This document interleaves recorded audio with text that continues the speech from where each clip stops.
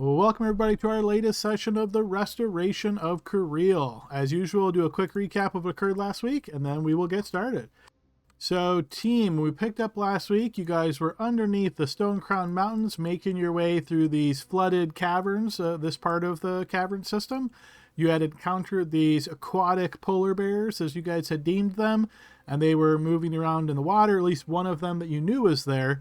And then Cerilia was climbing on a rock face as she was trying to get back to the team after having leapt across the water. Unfortunately, she was not able to grasp onto that wall too well. Foot hit the water. That alerted to the presence of one of these creatures, which attacked. And then you guys saw a second one that was also in these waters, attacked as well. With a combination of you guys' attacks, but predominantly magic, you guys were able to wound both of these aquatic polar bear creatures and send them packing. One was very badly hurt. The other was just a little hurt before magic made it go away. I believe it was a dissonant whispers from Blixel, but it did not seemingly return. You guys then debated if you should continue pushing on or just make your way back, but decided you really wanted to check the rest of this area out, particularly the wooden palisade, sort of wooden gate blocker that was there that is, presumed some kind of civilization or at least something of intelligence that would have created that. So you guys decided to push on. You clung to the walls as best you could, making your way around, and eventually found yourself to that wooden palisade. Blixel used some magic from his harp and was able to float over the gate, and was pretty quickly encountered some lizard folk, and he was trying to remain undetected and did for the most part. However, once Gordon came around, and due to his human-itis needing some light to actually see in the dark, then the creatures down below were able to spot that light, spot Blixel, and then they didn't attack right away, but there was certainly a show of force. They had weapons at the ready. Some knocked arrows towards Blixel, but eventually it seemed as though they were shouting things away to maybe another creature in this area. And eventually, as the team sort of decided to wait and not immediately engage in combat, another lizard folk swam through these waters and approached. It was a little bit more brighter in color, particularly its fin, or the dorsal fin, I think it's called, on top of the head, that was like very bright yellow. It was actually able to speak a limited amount of Anwirian and communicate with the team.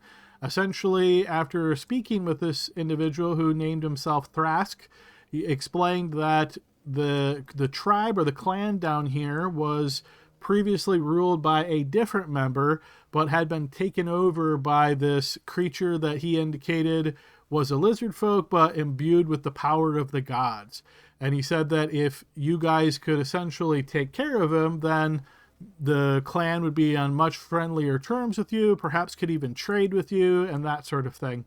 You guys weren't really sure exactly how this worked, but Thrask explained that you could essentially challenge the new chieftain to a ritualistic combat, and if you were to win, that would allow the things to change essentially down here. It was a little bit cagey on exactly what that meant. You eventually learned that he was actually the former ruler, and it seemed as though with the new chieftain taken out, that he intended to reassert his claim or dominion over this clan.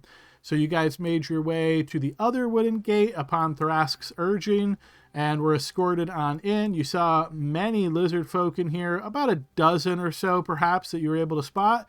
Once you guys got to the western edge of this lair, there was a bell that was actually set up there, and Thrask explained that you could ring it, either 1, 2, or 3 of you, depending on how many rang the bell. That's how many opponents that you would face. If only 1, you would face just the chieftain alone. If 2 or 3, then the chieftain would add a second and a third, essentially like left hand, right hand kind of situation. You asked information about these opponents, and Thrask was able to tell you that the chieftain was pretty tough, and that his 2 individuals that he would bring with him, should you send 3 members, were very defensive-focused combatants, and they would essentially block and deflect attacks for the chieftain. You guys ultimately decided to send 3 of you into combat, so Gordon, Cerilia, and Tavard all volunteered. You rang the bell, and then the challenge was accepted. However, Jitrix, which was the name of the chieftain, he then invoked the water right, essentially in this battle, which meant you had to go into the water, and if you left the water, you were out of the battle. Now, there was some somewhat shallow water on the far side, so that's where you guys tried to stick to. Once you entered the water, you heard some splashing from off into the east, and eventually, after a little bit of jockeying, Jitrix and his two companions broke the water surface and took the fight to you guys.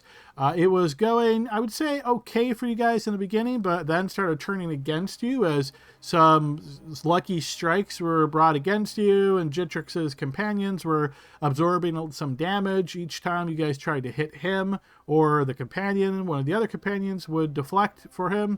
So eventually he actually was able to, Jitrix was able to use a staggering strike on Cerilia and knock her unconscious, but thanks to some healing magic from Gordon and then Serina's continued use of her Hero Stone healing magic, she was able to heal herself up a bit.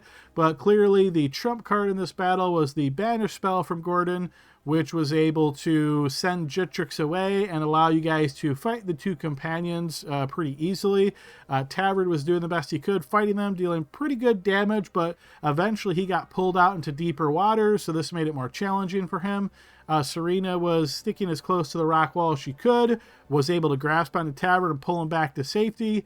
And all together, you guys were able to take those two, the right hand and the left hand, down, and then had some mosey time, about 8 rounds or so to just kind of do whatever you wanted. So you certainly prepped, did some healing, did some prep, all of that kind of stuff.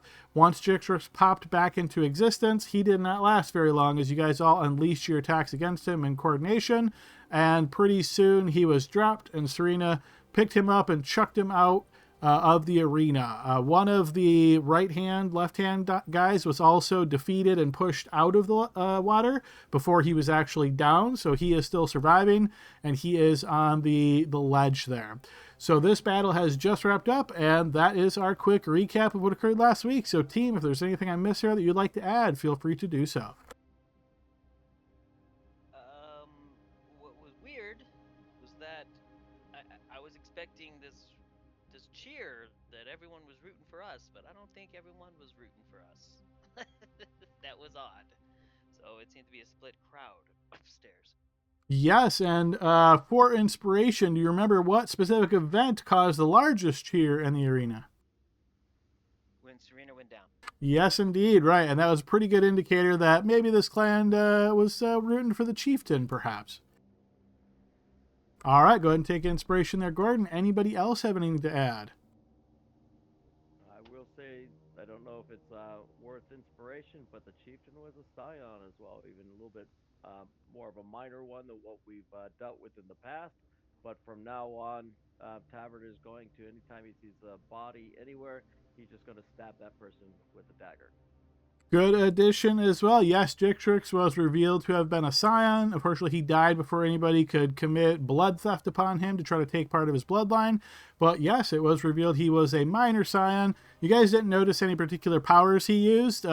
Just for fun, I will tell you that he really only had one power, which allowed him to teleport once, basically per day. But he never got to use it because he was banished and then beat to a pulp. So, but yes, good addition there, Tavard. Go ahead, take inspiration. Anyone else? I just have that Thrask had implied that the olden, like when he was chief, they were able to do trade with people like us. But the new chief was about violence instead, so Yep, that will going on that inclination. Yes, yep, that was mentioned during the recap. Anything else from anybody? All right, hearing nothing else, then, of course, Saline, go ahead and take inspiration for another great entry, a write-up from a recap of what occurred. I'm going to go ahead and deal out a card to everybody. Go ahead and take a moment to review your card. Let me know if there's any questions.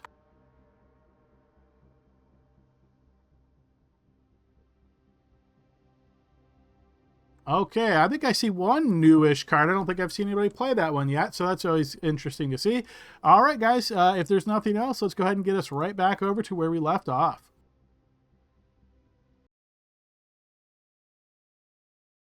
All right, so with this battle having just been completed, Jitrix lies slain on this rocky terrain south of the waterline. One of his right hand or left hand warriors is still kneeling down, weapons no longer in hand, and you can see that there looks to be a lot of confused looks amongst the tribesmen. And you notice this doesn't last for too long, but they're obviously taking in what just happened here. There's a lot of like looking back and forth, darting eyes. They're kind of looking at one another. But you'll notice that Thrask will make his way forward and he starts shouting in this language that none of you speak. And then you see he rings the bell a couple of times, shouts again, and you notice the rest of the clan's members kind of looking around once again, a bit confused. But eventually you see they kind of all raise their hands one at a time, like it's a little bit reluctant almost, but eventually they all do raise their hands, and then you see he hits the bell once again, and when this is complete, he looks to the south and he says, come back to land. Great job. You have done well. And you notice with this, he will actually jump into the water, and he is going towards Jitrix's body, and you notice him basically stab him like through the chest, and he's like almost looks like he's carving out his chest cavity. Ew. I'm gonna get out of here. I don't judge people's eating habits. Let's go. Yes, blood begins to spill here quite rapidly, but within, say, a minute or two, he has extracted what you presume to be the heart of Jitrix, and you see he climbs on this little stone plinth, and he holds it up into the air, shouting once again into this other language before he just takes a huge bite of it, tearing it in half savagely, and then he lets the other half drop into the water.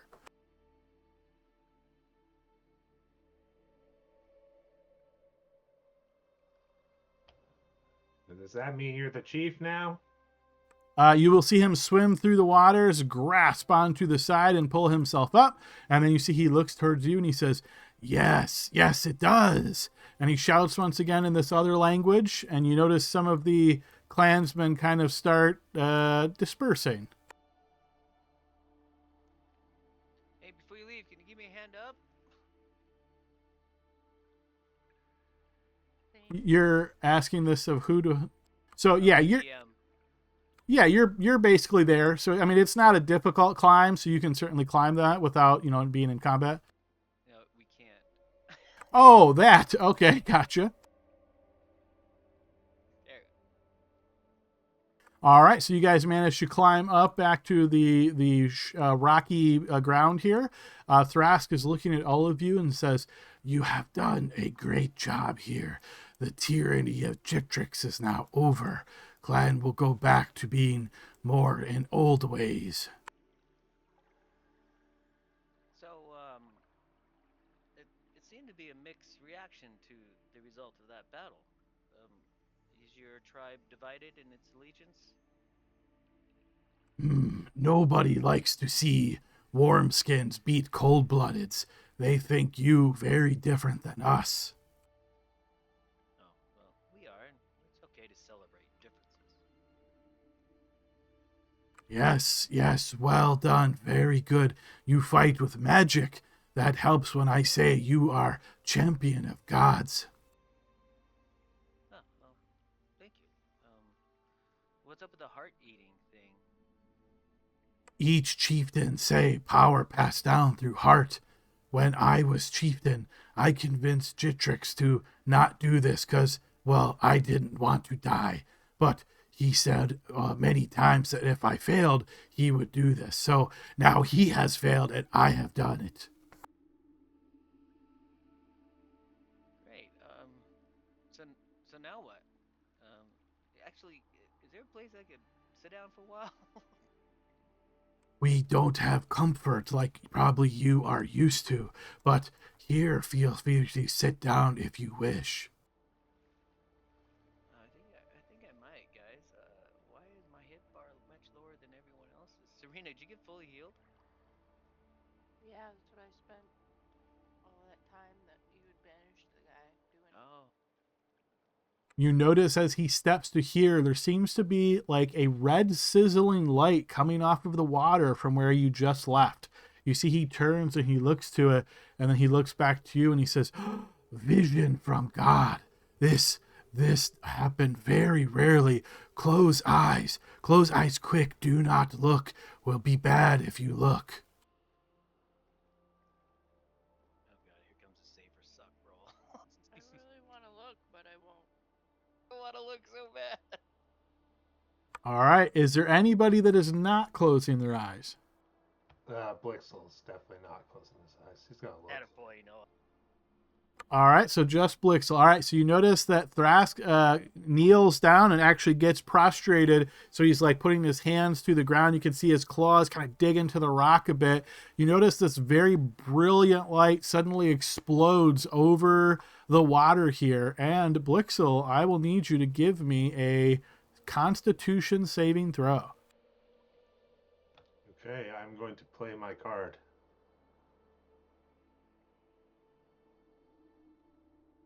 All right, so you'll be able to make this saving throw at advantage.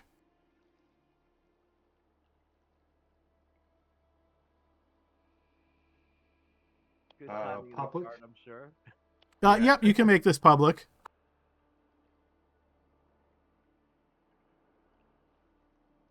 All right, so that is a 15. That is a failure. Can I use a hero point? You can, yep. 19 is a failure. Oh no. So as you look at this light, you see it as incredibly brilliant. You see a silhouette of some type of creature, in fact, hanging over the water. It looks to be made of pure flame. When it first appears and sort of explodes outward, you see this vibrant beam of light just cascades across the entire cavern here. When it strikes into you, Blixel, you can see it. Your eyes become seared. You blink rapidly, but you can no longer see. The rest of you with your eyes closed, you feel this warmth spreading over towards you. It is almost like you're next to a massive roaring fire. You can hear the sound of Thrask still down below speaking in this other language, and every now and again the flames seem to grow in intensity. You can feel almost like a burst, as though maybe bits of flame are burning off and going closer to you all. Tendrils of fire. It's warm in strange spots nearby you, almost like you're being encircled by this heat. Thrask continues speaking words. You hear no response other than this pulsating fire effect. But eventually you hear Thrask say something else that sounds almost like a conclusion or an acceptance, perhaps, just based on the tone of what he's saying. And then suddenly it is cold once again. And you can feel that brilliant heat is no longer there. You notice Thrask stands up and he looks towards you. And you guys can't necessarily see this right away, but he says, "Okay, can open eyes now." Blixel's just screaming, I can't see anything, I'm blind. Thrask will look towards you, Blixel. Again, you don't see this, but he says, "You did not listen. You look upon face of God. You will never see again." Wait, never? That is power of God. The God strong cannot be fixed. It is God power, you know. You're fucked. Ah! What did your god tell you? Happy with results here. Say that you have done great job, but I have done great job getting Chieftain away. God is happy. Abby, I'm blind. I tell you, I say, don't look. Why you look? Because he's Blixel. That's you. If you tell someone not to look, that's what they're gonna do. Don't you know anything? You guys, the rest of you besides Blixel, notice he raises a clawed hand and he says, "That one don't look, and that one don't look, and that one don't look, and that one don't look, but you look."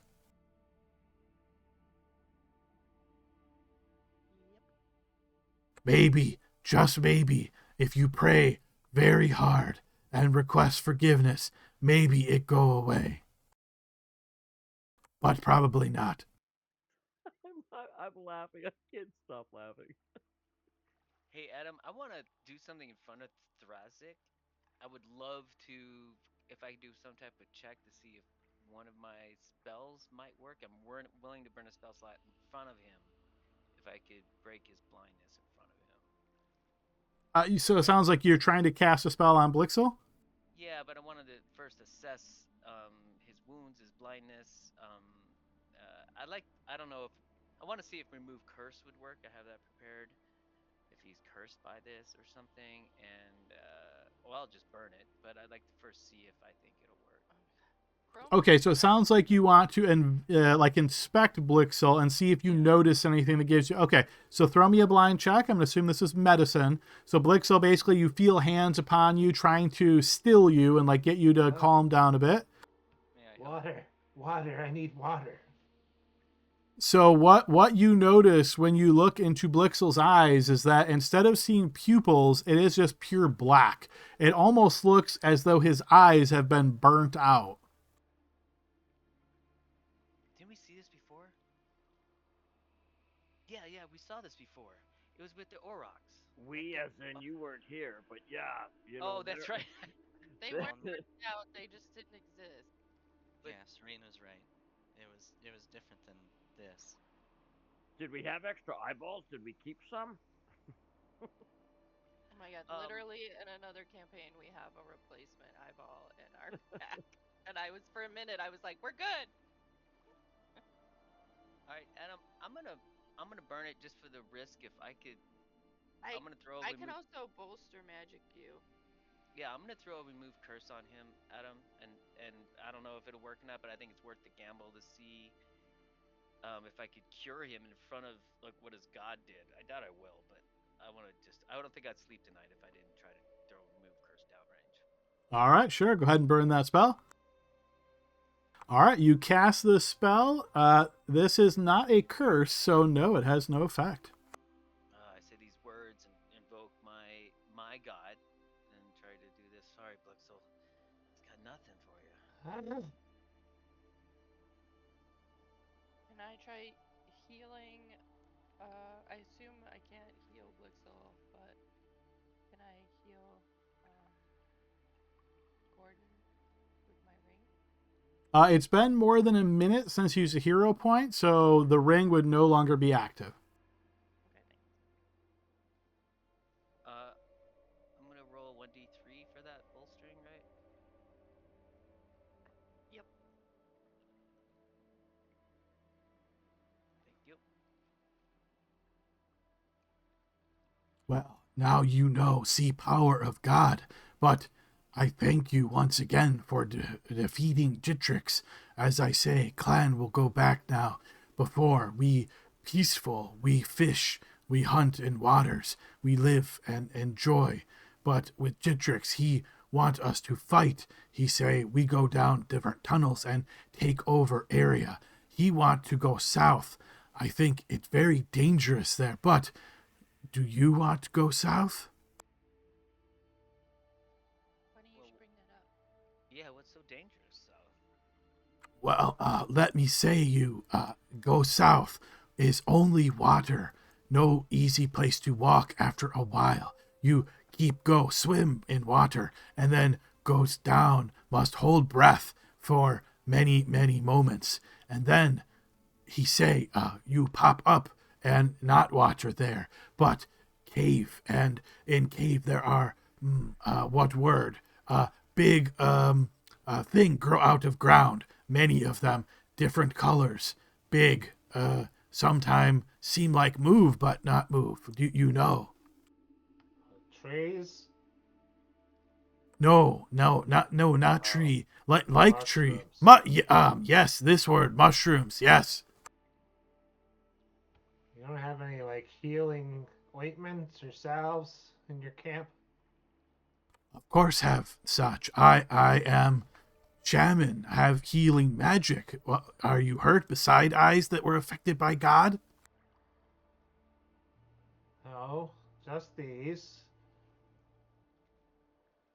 Blixel, go ahead and throw me a d20. I'm going to use this as Thrask's essentially skill check to see if he knows anything at all.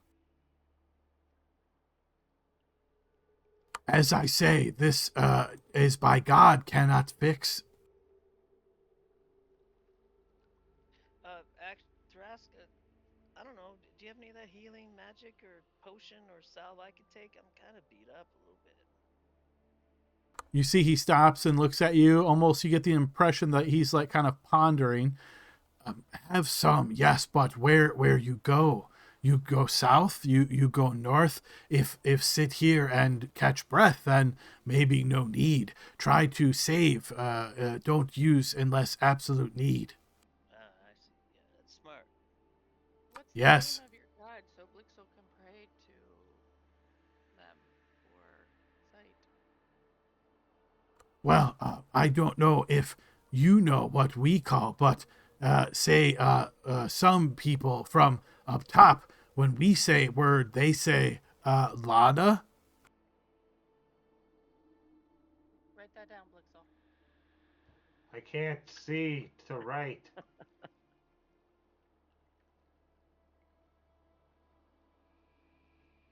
Lana. Anybody that's proficient in religion that would like to make a check on that can make a blind check. Celine, yes, you have heard of the word Lana before. It is the Brechter version of Avani, which seems quite surprising since Blixel is a follower of Avani. She's pissed off at him for sleeping around too much. She's fine with that. So, did we come from the north? You did, yes. Thrask, is it okay if, some of our people come and go in the north and you guys can, we could just trade with you sometimes? You people?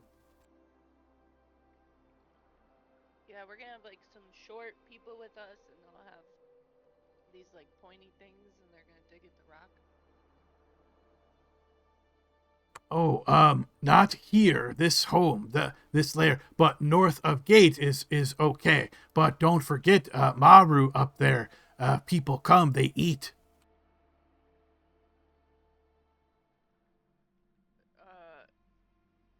Is Maru an Orog? No, is like a creature in water, move very quick and roar. Arr! Oh yes, the white thing. Yes. Well, we'll stay away from him, but yeah, we may be passing through on the other side, so just want to make sure that we're all good. If in area I ask you come to gate and say you are here, then I tell everyone so not worry. We have to watch gate just in case anybody comes this way. We have to be careful and protect. Is this common? Do you experience unwelcome visitors frequently? No, not often, but happen sometime. Speaking about some creatures, there's one that flies around, likes to stay high, casts, can make darkness area. Have you fought this creature before? We came to find it. I know what you speak, have seen before, but anytime see, always run. Too powerful. Don't fight. I say all. When we see, we all go same time, other way. Nods. Yep. Yeah, that does sound like words of wisdom.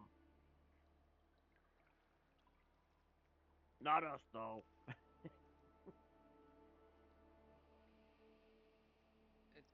Is this a good place I could sit down for a good hour or so while you guys talk?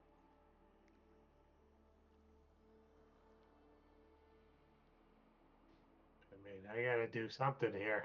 I don't even know how I'm gonna get out of here. Yeah, we're not swimming with a blind partner. I mean, Blixel will try to do lay on hands and spend 5 points of that on his eyes. Just put his hands over his own eyes and do that? You don't have to spend the points. I will tell you it does not work. So you basically can tell when you're trying to do this, it's not going to work on your eyes. Hmm. Well, I will pray to my own god, I suppose, or this Llewellyn, you said? Say, on surface, say Lana. Lana. I'll pray to both of them, I guess.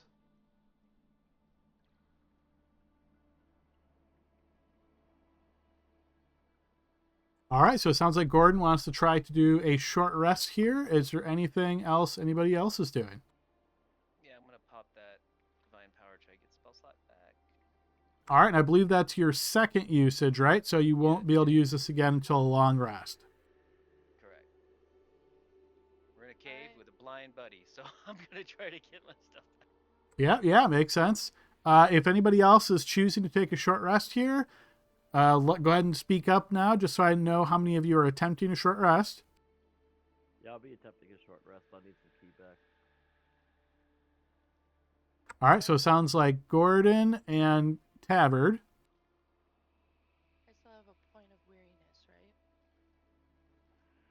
right? You do, yes. I'm gonna play my card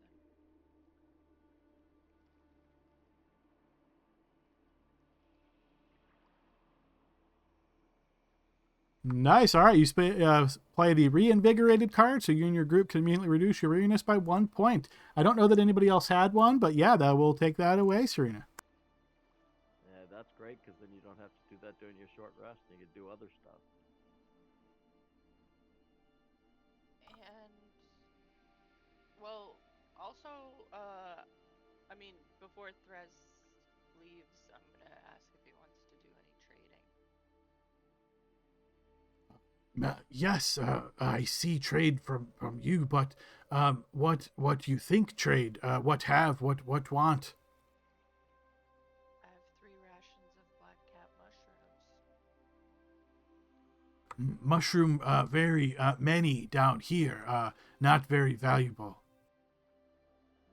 Even black cap, huh? Yes, but we always need good weapon. Have good weapon.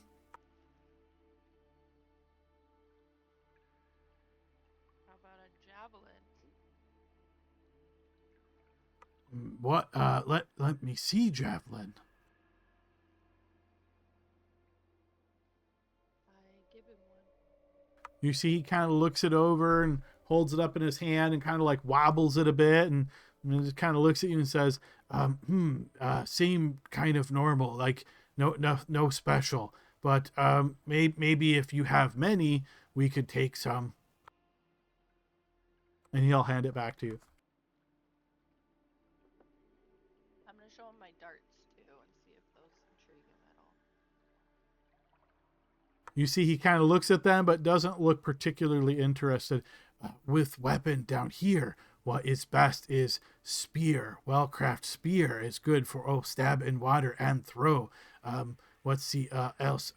Other weapons, some like axe, but not as good in water. So mostly spear is best. That makes sense. Okay, you look tired. You take bit rest here. I go talk to clansmen. Make sure everything okay. Yeah. Do a double check on if this is permanent or not, okay? Oh, they not know. They just tribesmen. They not shaman like me. It permanent. Nice. Just had a look, Blixel. Well, yeah. Hey, I'll be honest. I was thinking the same thing, and then Blixel said so. I was like, okay, well at least one of us. Well, I don't have to be the canary. That's exactly it. Yeah, except with Wondering- Tavern being a dwarf, you could have used your legendary magic resistance and still yeah. succeeded. Yeah. Blixel, just so you know, the deity he's referring to is Avani. So, I mean, Oh. you were gonna pray to both of them, but I guess you can do that all at the same time. Man, I can't believe she did this to me then. But it makes sense. I guess I should have realized it. Sometimes she's described as a pillar of flame. Yeah, that's what it felt like. Must Oh, be very exciting for you to have been in her presence. indeed. I can hear you all really clearly.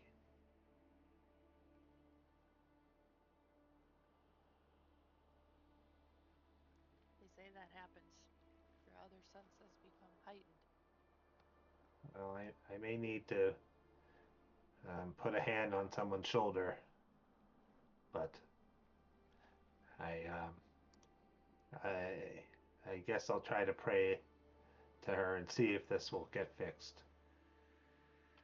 So out of my bloodline, is I get advantage with my hit die, so I'll be rolling, I guess, twice, and then I'll put that down for Yep. one hit die. Yeah, that works. So just in chat again, since you're using one of your short rests, just say, type in short rest hit points, and then, yep, you can go ahead and give yourself advantage on those.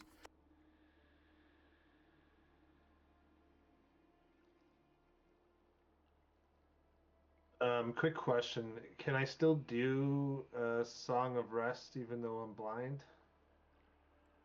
Post Song of Rest, I mean, I would assume you can. It might be a little bit sound weird, but I don't think, unless it says you have to be able to see them, who can hear your performance. So, yeah, I would say you can. I would say everybody, you realize that the sound of the song is definitely off. So is this being played on your lute? Yeah, I'll do it on the lute. So imagine it's sort of like a blong, like wrong string kind of thing every now and again, and then probably like a curse word from Blixel, and then he tries again, but it still works. Get it. I'll learn how to do it.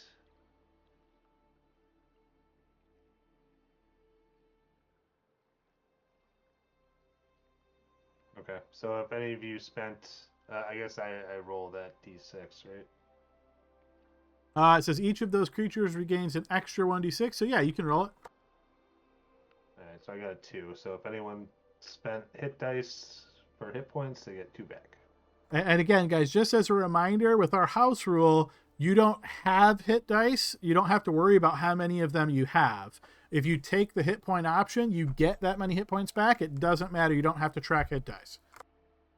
Oh, I thought we only had 3 hit dice with house rules because our proficiency bonus is 3. That's how much hit points you get back. But like if you take another short rest, you could decide to do that again and get the same amount back. So you don't have to think of it as you like in standard rules, and when you spend one, it's gone. That's not how it is with our house rule. Oh, so but 3's the max. Right, 3 is what you get back when you choose the hit point option based on your proficiency bonus right now. Oh, so I should roll 3. Okay, copy. Yes, because it's not going to lose you anything. You would always do the 3.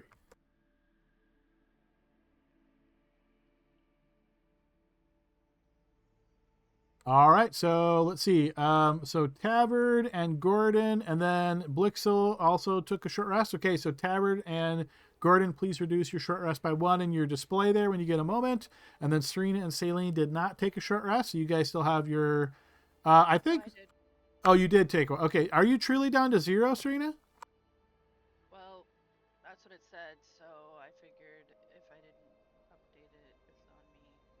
All right, fair enough. I love that accountability. I take a responsibility. I love it.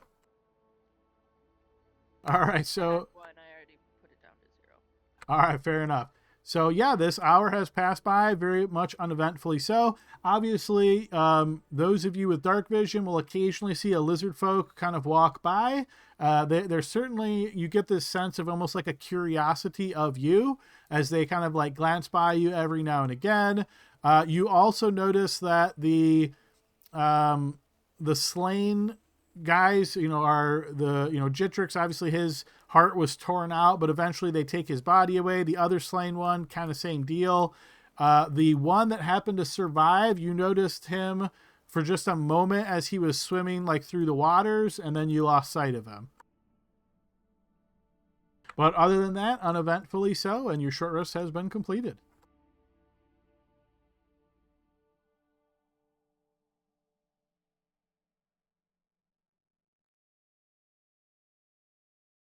We should probably talk about our next steps. Yeah, As very Gordon loudly so our friend who can't see can hear us. as Gordon was saying, I don't think it's a good idea to try to dive into uncharted territory while Blixel is otherwise afflicted. But we are still going to have to make it past the Grell if it has returned to its nest by now. Um, and Blixel's fairy fire was kind of important to my plan, so I'm not sure what we do Yeah. about it anymore.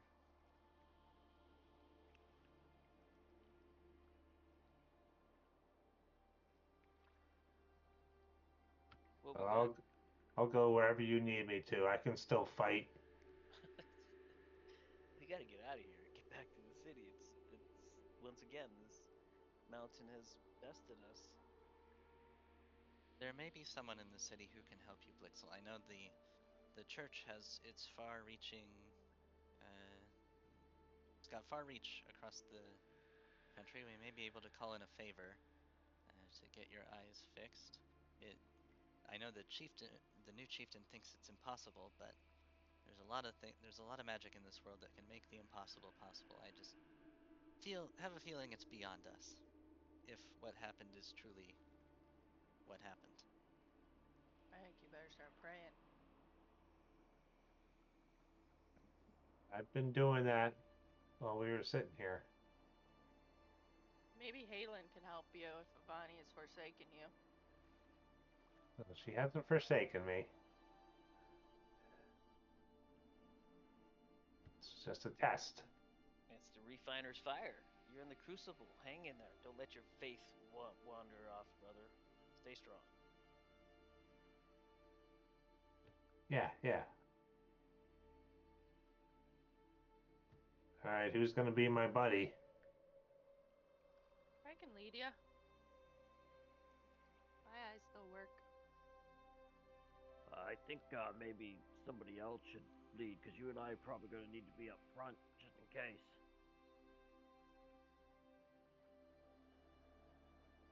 I got him.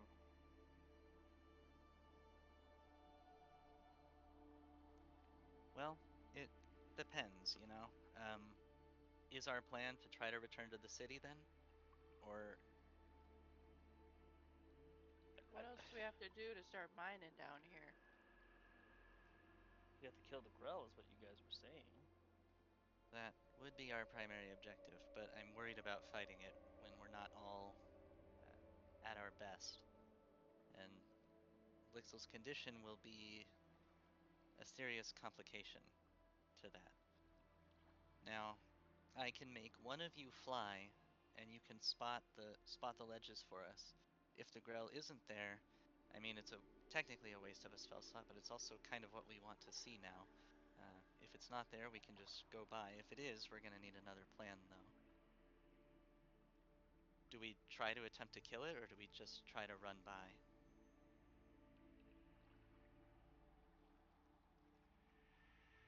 I vote for killing it. The problem is that you're at a disadvantage, and so if it grabs you, you won't even see it coming. Well, from what I hear, you guys couldn't see him anyway. Yeah, I Yeah, I'm it's at just no disadvantage in that cloud more than anybody else.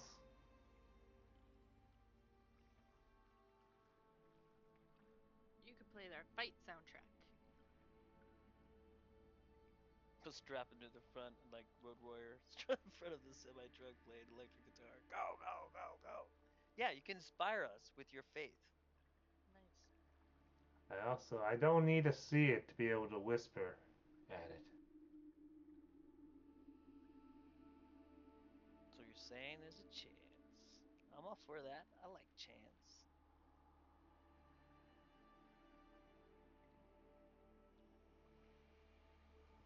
Also, I can go invisible. I don't know if it can. It could probably see that though. Honestly. it certainly can. It can see we didn't see any eyes on it. It could see through the fog and attack us at advantage through it, so it's got some sense that allows it to see us without seeing us. Well, I guess we have to walk by there anyway, right? We do. unless there's another way out. I'd say before we leave, we get Thrask to write us a map of what they know is in these caverns. That way we can be good neighbors with them. Smart. It would be helpful to know if they've tried to go north into that strange uh, phenomenon up there, what they might know about that. Yeah, we finally found someone that's friendly enough to talk to us. We just put him in charge, so he owes us one. So, not that I can see the map, but let's get one at least. Yeah, that sounds good. Smart. Brain's working. You know, all my other senses are heightened, actually. I Ah, might be a superhero. maybe.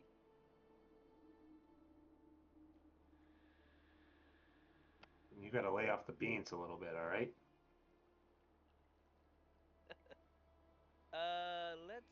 Let's go find Thrask. Guys, does that sound a good idea? Sounds good.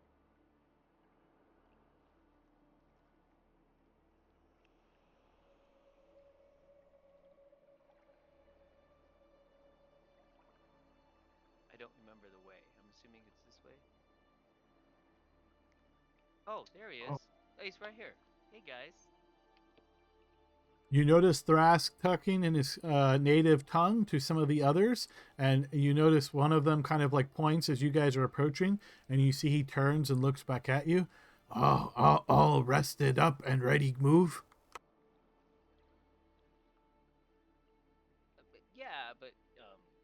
I don't think we're quite ready to help you with the people down south. But you know, is there a way we?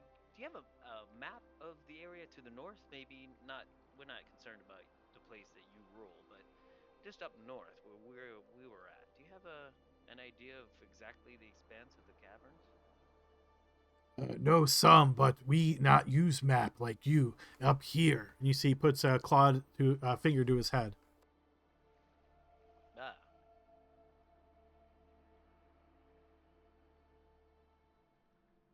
can you describe it to us and one of us can write it down in the map? I can say some. We don't go far from Lair, not since much trouble in many time ago. But north from Lair, there is area where sickness in ground. Don't go that way is bad. Then other way, that's where we see a monster you saved before, and we always run when see that monster because it big and it looked dangerous. Other way, say, is Mushroom Cave. And if you good swimmer and hold breath very long, there is way actually to surface that way, but many danger on way. So we don't go that way anymore either. so you just hang out here, huh? Many fish in these waters is good place to eat. Ah, who are your enemies? The Aurochs come down here at all? Have seen them sometime, yes, but not very often. Ever since that big creature is been known to be around, haven't seen Orog. Oh, so the big creature keeps the Aurochs away from you guys. Otherwise, would they attack you? Do they not like you? Yes, they try to take land, try to take cave, but we fight. We shoot from far away, but armor thick on them, hard to hit. I see. I got some bad news for you. What is bad news? We got rid of that big thing. You kill big monster with a tentacle? No, no. The big glowing troll like thing. Do you know that one? No, do not know. This down here? Yeah. Yeah, it's all glowy and like looked like a ghost almost. Huh. Glad we not find and you find.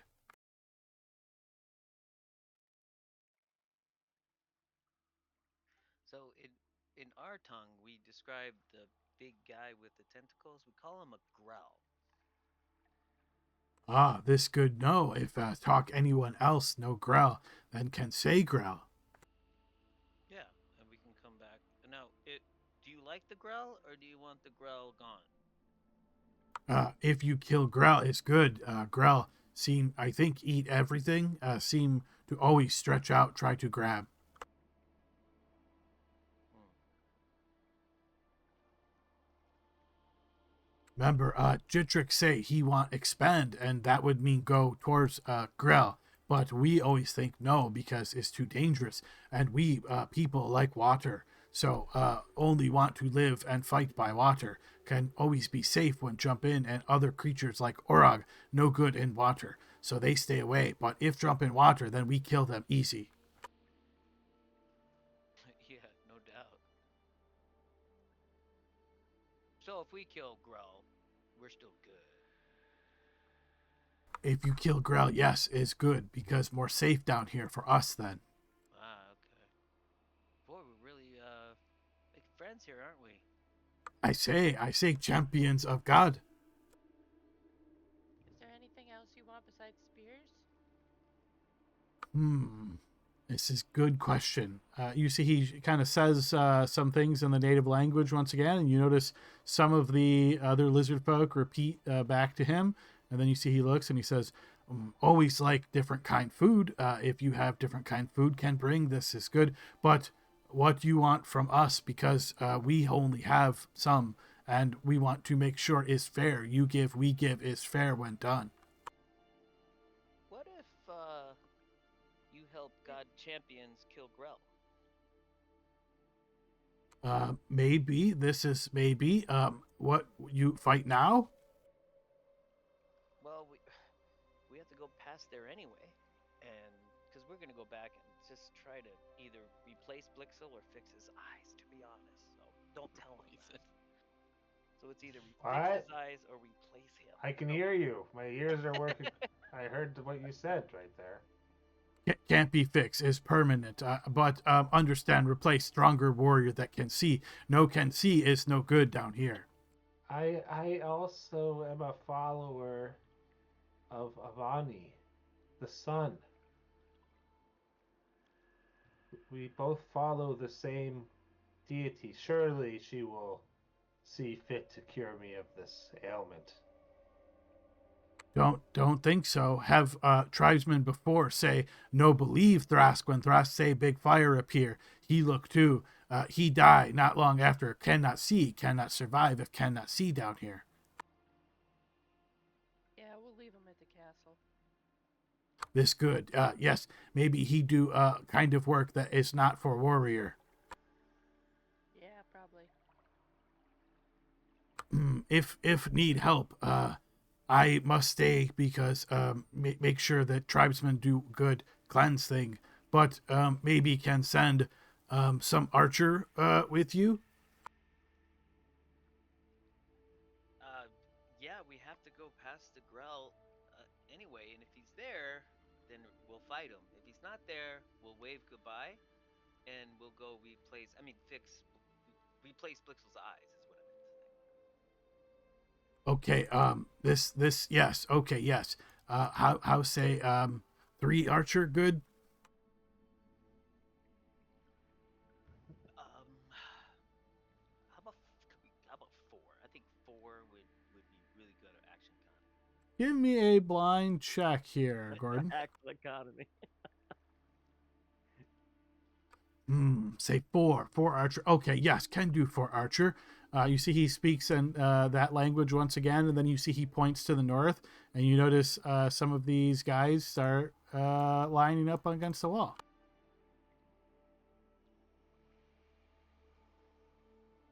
Oh, Then you hear a splash, and you see some movement in the water. Okay, 4, go with you, but not far. Go see, and then come back. yes, yes.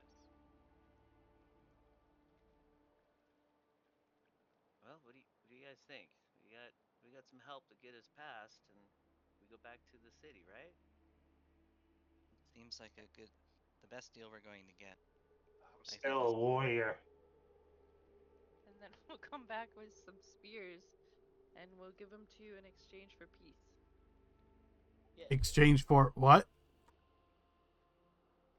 In exchange for allowing our friends to come and go through the caves. Okay, yes. As say, no here, no past wood gate, but anywhere else, that good. And we say yes, gift, very nice.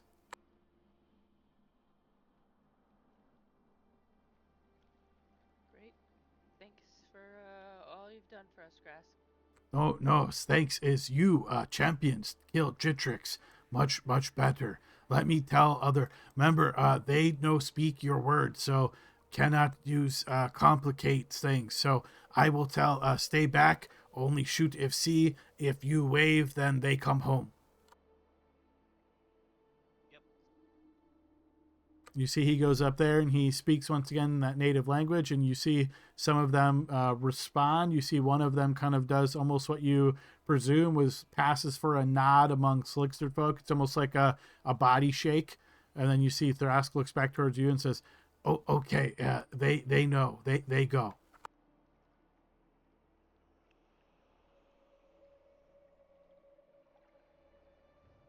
All right, who am I staying with?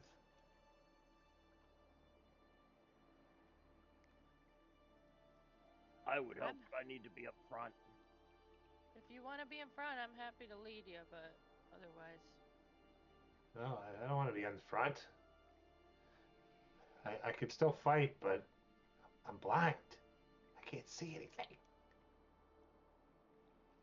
yeah, it seems like that's still sinking in. Who said that? Oh, it was you. Oh, all right.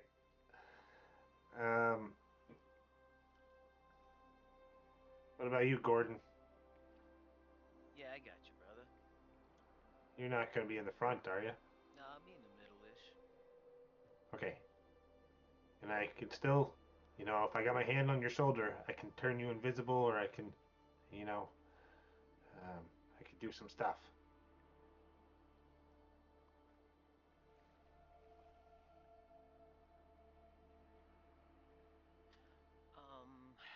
Let's see. Uh, you got 10 minutes, guys? Maybe I could do a ritual. I got plenty of time.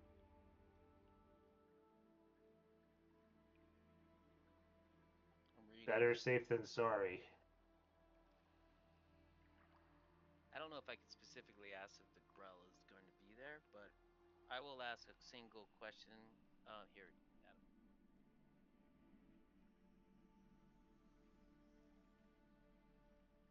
That's a ritual spell. Got an R on it.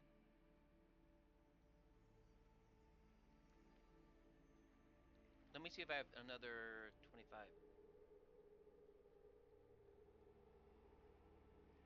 All right, I guess it is a ritual. Okay, usually rituals aren't that high of level, so interesting.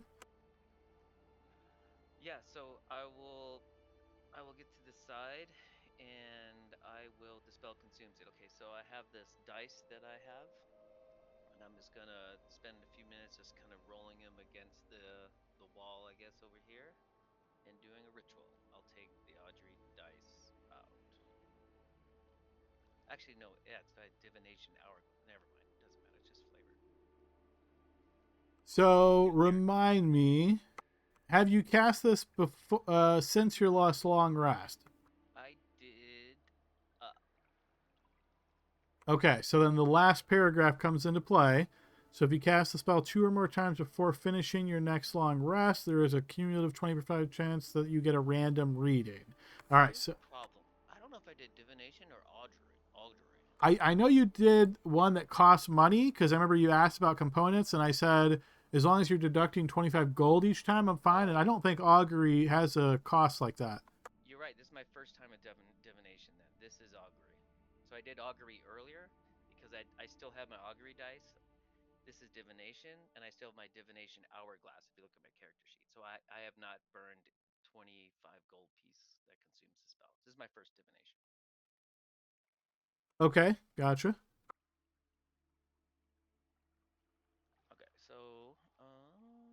will jam you something.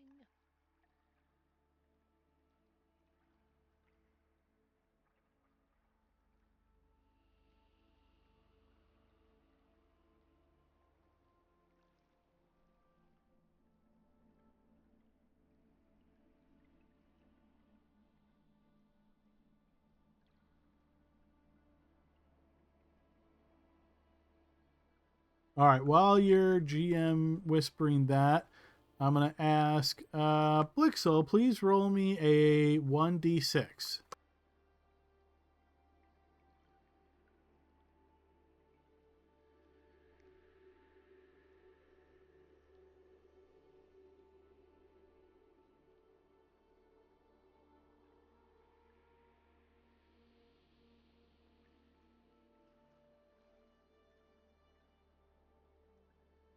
All right. The response you get from your question, Gordon, is if the path you take is long, the chances to fight the creature are strong.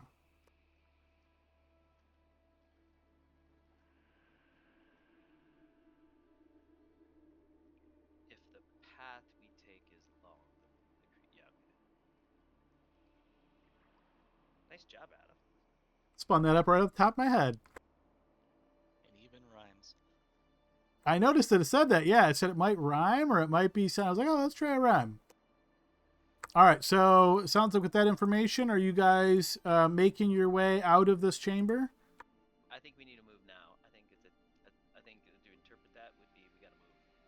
I think you're correct. I think the meaning is that if we delay too long, it's going to return to its nest. There's a possibility it may not be there right now. Yep. Okay, let's go, boys and girls. You ready? Yeah. All right. So if you guys are ready to move on, I won't ask you to move individual tokens as you're kind of going past familiar territory here. However, Blixel, just for funsies, throw me a 1d20. This is what I'm going to call an embarrassment die. The lower, the worse. Is how embarrassing your blindness has affected you on your way out of here. Oh, yeah. So you've fallen into the water a couple of times. Gordon's had to fish you out. You stubbed your toe multiple times. This whole blindness thing is rough. Maybe People- Gordon's also saying, "Oh my God, you see that? Wow, that's cool." No. I'm gonna try to pray. I'm just gonna start. Pixel starts like praying under his breath to Avani the whole time while he's walking through here. All right. Last step. We're back in the girl chamber now, or the offshoot of the girl chamber, right? This is the same map. Yes, it is. Okay. Last point of order. I can make one person fly, and they should spot on the ledges for us. Serena or Tavard, who wants to volunteer? I vote Blixel. Just kidding, buddy. Would be ineffective. Yeah, that's me.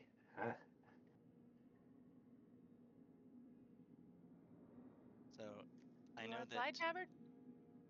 Oh. Tavard has a ranged weapon, but or a better ranged weapon than Serena does, but he also has a much better ability to get out of the way of attacks. I worry that if I send Serena up there, she might get grabbed, and then the rest of us, might not have a very clear path to get to her.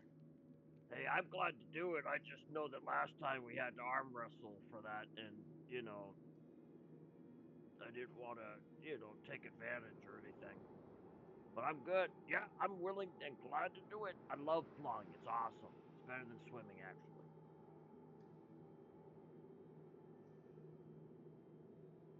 I think he should fly because he's got short little legs.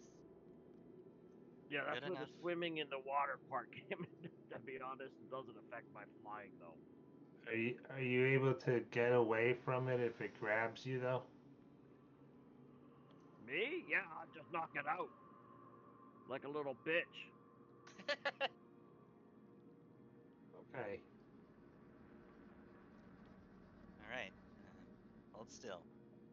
I will cast Fly on Tavard and ask him to go be our spotter. We have 10 minutes to get through this smallish map. I think we can do it.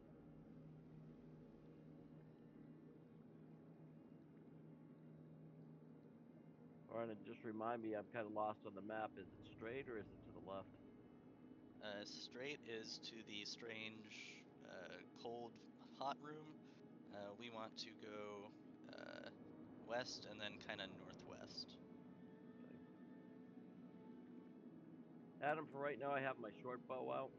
Okay.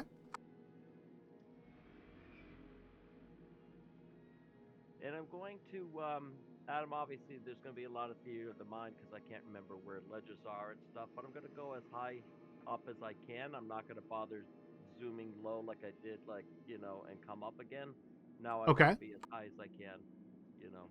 Got it. Okay. So you're basically right at where the ceiling is then. Gotcha. Yeah, how high is that? Just to kind of give me a general idea. Yeah, in this area, like a little bit over 20 feet more towards the center of the room, tunnels less so. All right, cool. All right. I don't want to get ahead of Serena and Celine with my lights. Blixel, in your blindness, you hear from behind you one of the lizard folks says, Wistu Lirith. And you're not sure exactly what this means, but then you hear these kind of like grunts or grumbles that you assume is like, yeah, we agree with that. I concur.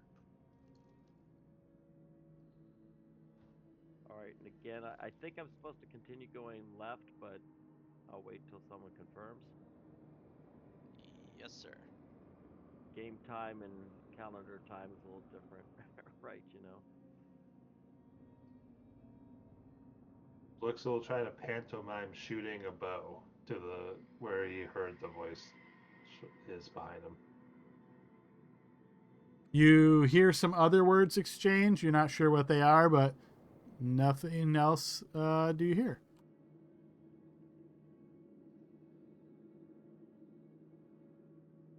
Right, I don't want to get too far ahead, but I'm probably just gonna go right here and just wait until everyone else gets in my visual. So from there, since you said you're flying as high as you can, you see this ledge that is, 30 feet to your west. You can see as far back as this, and the ledge seems to be barren.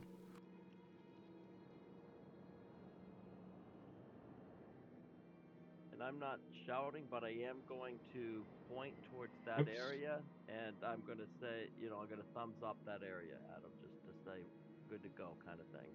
But I don't want to scream or shout or anything. Serena, you get a thumbs up from Tavern. Sorry, that was a misclick, by the way. I did not mean to cast that spell.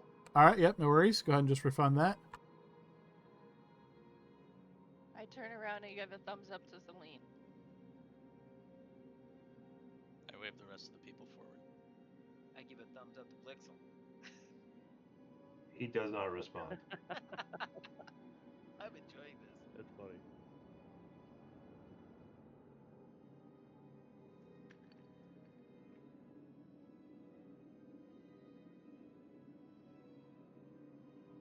I'm gonna stay here. I'm gonna wait here for a second, Adam, just to kind of wait till I see everyone else in visual. And remind me, on fly. Oh yeah, it's 10 minutes. Okay, so I'm roughly calculating time.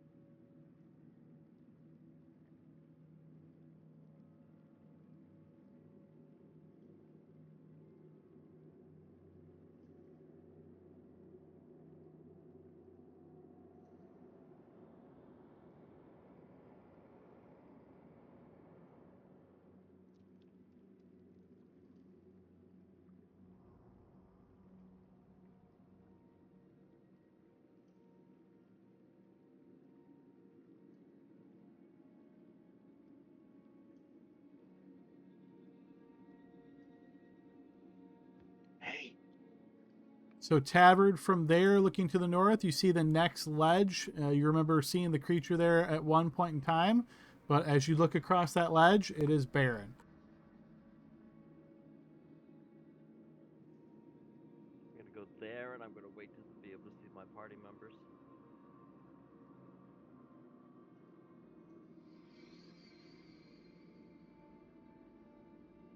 I remember right, we go this direction.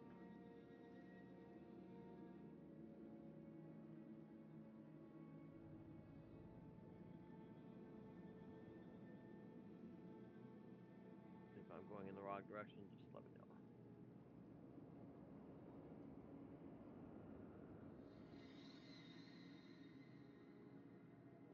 know. All right, and you start making your way down the tunnel. You guys all following off to the west? Yeah, if we're gonna leave the Grell area, I'm gonna wave at our escort and mouth the words "thank you." All right, and you'll notice, yeah, pretty quickly they all turn and start making their way south. Watch it be in the next room, waiting for us, outsmarting us. Sarah knows. I'm confident. Taking you guys to that Wally's map, just so we have like a overview once again. All right, so reminder, you guys are currently, you kind of did one of these deals, and now you're heading this way. Is it your intention to just try to take the direct path out? Yeah, let's get out of here. One blind party member, not a good idea. All right, so you guys spend, I would say, about 10, 15 minutes making your way, being careful, making sure you're paying attention to your surroundings. The fly spell will end, of course, but you make it past the glow fungus, and yeah, you make it up.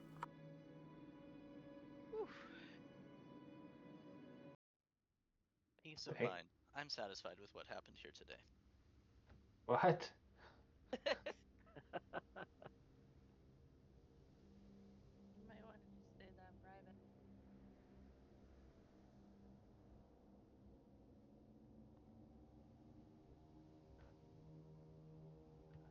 They're gonna call me the crippled council then. Now you can get your coppers by playing, blind man in front of a bar or something. You make more money begging than you do playing your drum. That's harsh. Oh, Bill, that was rude. Oh wait, I said it. Sorry, Blix. Oh Accidentally no, it's but okay. It's okay. Those are good jokes for sure. I get it. I'm sure Ivani will fix it. Don't worry. All right. Well, what time of day am I looking at, Adam? Where were you looking at? I should say. On a guess, because I'm trying to remember exactly how long you guys were there, which doesn't seem like that long. So I'm gonna say early afternoon is what you feel like it is. Serena, you think we can make it back before dark? I can. Okay. We won't make it back before dark, but potentially one camp out should be good enough. And goes without saying that Blixel will not be taking a watch. He could take a listen. He could. Yep, yep, yep. Get him in now. Get him while the getting's good before I'm healed. All right. Is there anything else you guys want to do other than just trying to make a beeline back to Carolinian? How close are we to our hamlet? Pretty close, you would guess. Maybe like an hour-ish away. Maybe we could swing that direction a little bit, see what happened, what the guild did. I mean, we're pretty close, right? Yeah, let's see if it's still standing. when you say we can see what the guild did, is that for everybody or just some of the party members? 80% of us. Okay. I'll describe it to you, Blixel. I know what it looks like. I lived there for a long time. All right, this is your guys' house. Yeah, I'm game. Kind of fun little family reunion. Maybe you guys, do you have family there? They could cook us like a turkey dinner or roasted boar or salted pork. No one lives there any longer. Everyone has moved on. Oh, so, well, what do you expect to find then? I'm sorry to hear that, by the way. Potentially empty buildings that could be acceptable shelter, or perhaps less savory details that we should probably know about. But it could be a surprise, right? Good or bad.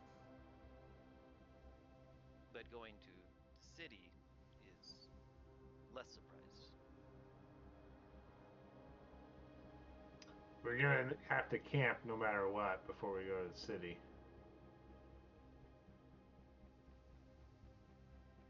So it's either camp in the hamlet or camp in the woods. And Blixel will know when it's dark. I can feel the lack of the sun on my skin. Ugh, the dark hypersensitivity developing nicely. It may still be more than a day's walk from the city to, or from the hamlet to the city, though.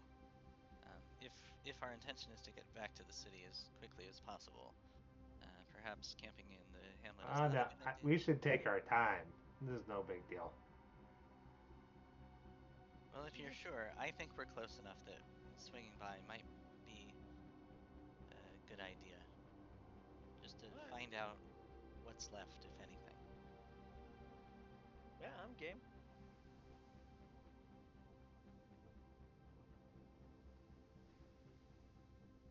Sounds like a good idea to me.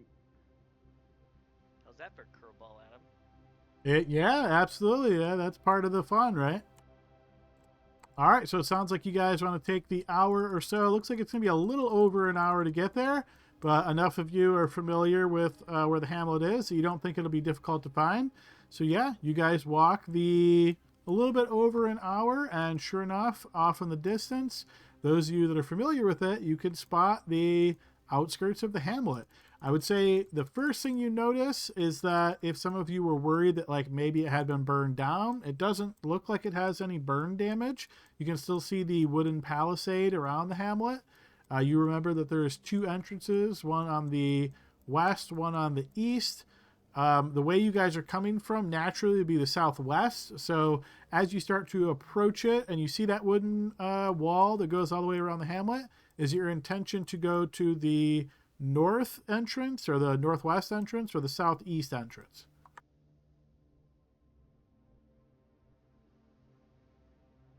Since it probably doesn't matter, we'll just say southeast. Why not? Closest one. Yeah. Honestly, they're probably about the same based on the direction you guys are coming from, but the first one I heard was southeast, so I'm just going to throw some tokens on here. This will be a blast from the past just so you guys can kind of see what the hamlet looks like.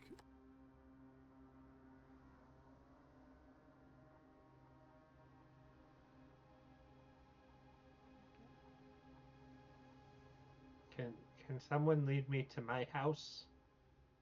Yeah, I'll help you find some left behind trinkets. I'll make sure you get everything you have in your top drawer. Well, I have a shrine to Avani in my room, and I'd like to maybe pray at that for a little bit. Repent or pray? If it's still there. Now, this is the gate I blew open, right? Yes, and the gate is not there, as you notice. Okay, yeah. So, does it look? Was there any like signs of like trying to repair it, or is it just No.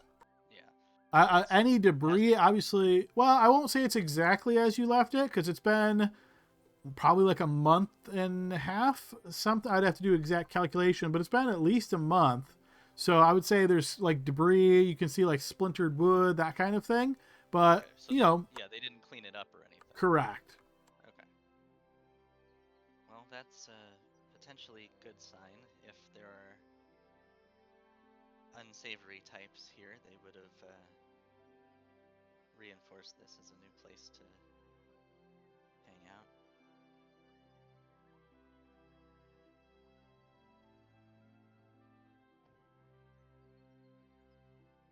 Okay. Yeah, show me your new house. This looks nice. All right, Cerilia and Tavert, as you make your way around the first building, the two of you being familiar with the hamlet, you notice that there are nooses on the west side of the building. They have been strung up, tied to a barrel, and then over like a wooden beam that makes up the porch of this house. And you see two corpses hanging and just sort of, moving a little bit in the wind. But it looks like these corpses have been here for a time, and the odor is very much overpowering. Do we recognize the people? If you look closely, you would notice that this is Mord and Riva, the two high crisps. So this was the wealthy family in the hamlet. And for those of you that may not recall, when most of the hamlet residents decided to leave, they told you that, they hadn't done anything against the guild, so they had seen no reason to leave. Oh, I actually remember that. Yeah. I don't What's remember that the smell? name, but I'll mention their name and their last name and say it looks like they were hung. They were my neighbors. We told them to leave. Even so, it's hard for people to abandon the only life they've ever known. Oh, I don't think they deserve to be Wait, Blix murdered. is wandering saying. off blind. I smell it. Yeah, I'll see if I can cut him down and maybe spend some time. I don't know how long you want to stay here, but I might give him a proper Yeah, burial. let's first check the area just to make sure it's safe. See who's around. But I agree, we could bury them. They don't deserve this. Blocking tokens for a moment. Uh-oh. Tavern and Celine, as you're moving through the hamlet, and again, both of you have spent some significant amount of time here, you get this kind of strange sensation, almost like you're seeing people move in the periphery of your vision, but anytime you look in that direction, you don't see them there. You start wondering, is these just like memories, perhaps, of when, happier times you were living here, spending some time interacting with the other residents? Are you just kind of like remembering things, or is something else strange going on here? How's my house look? It certainly looks like it has been tossed, as though somebody went in and kind of threw things around, and like ransacked, looked for valuables, but not damaged or burned. It didn't seem like anybody cared to actually try to destroy it. They just kind of took anything that might have been in any way useful.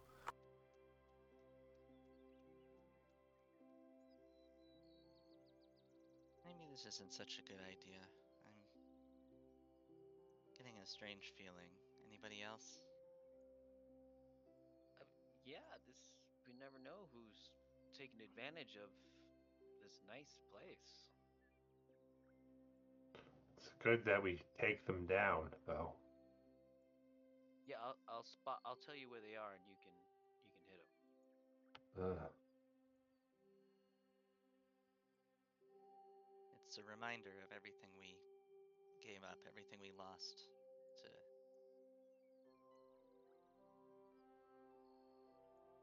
to make this happen, this whole thing happen. Saddens me to hear it. Cerilia, you done looking in the house? Let's go look around some more.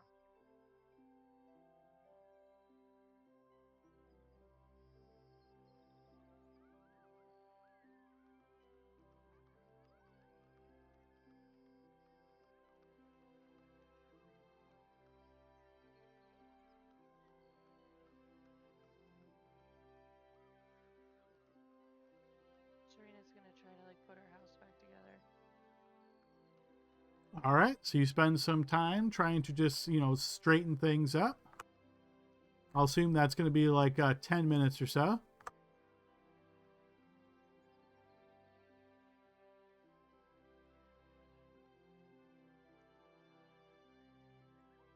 Hey, Blixel, is it okay if I go into your old house? For what? Let's take a look around. I just didn't want to go into your home without your permission, you know? Yeah. All right, you can take a look around, but don't touch anything, okay? Is there shrine in there? Sure. If you see me touch something, let me know. I'll hear you messing around, Tavern.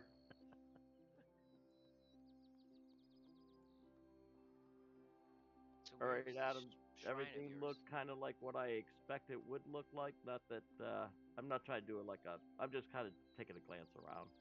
Similar to what Serena noticed, tossed clearly as though someone came in here looking for anything, but no particular damage or nothing that sticks out to you.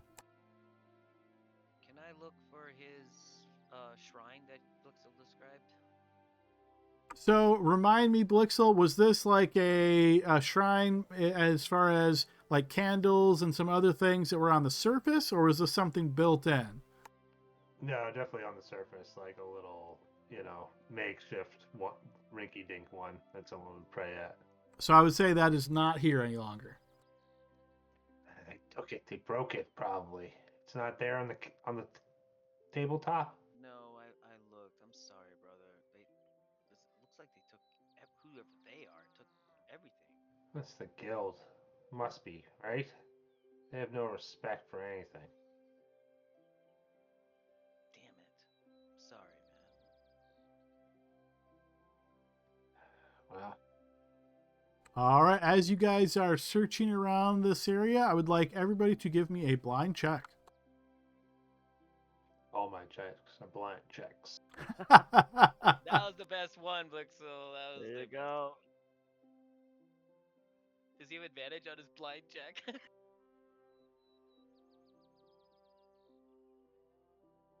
All right, those of you over in Blixel's area, you don't notice anything out of the ordinary. Serena, I'm going to send you really quick what you spot. I'll put this in Roll20 in a moment, but just for speed's purposes, I'm just going to send this to you through Discord for a moment.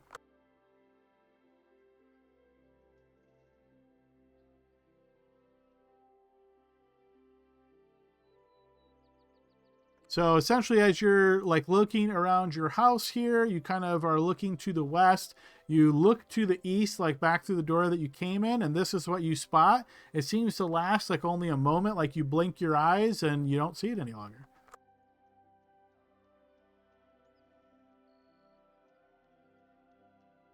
Excuse me, sir.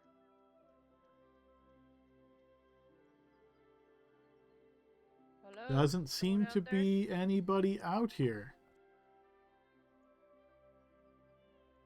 Can we hear her from where we are or no? Unless she's shouting, I would say no.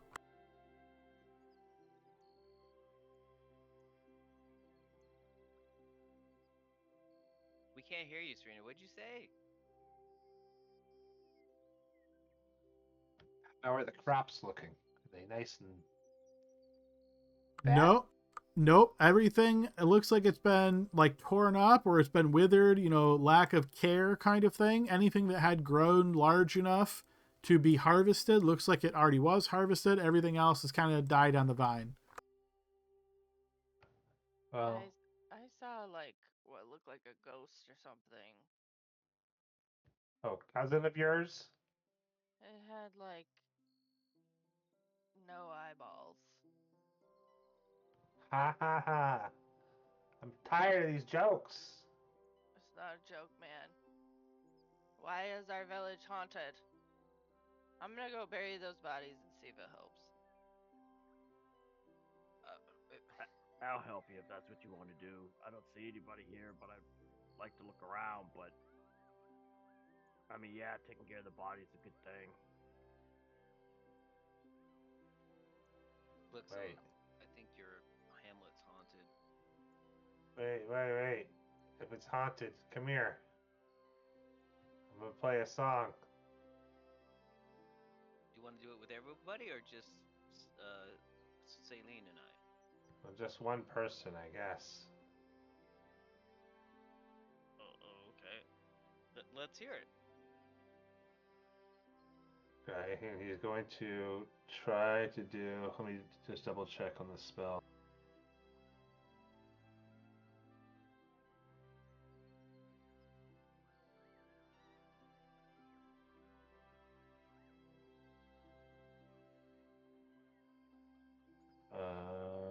Protection from evil and good.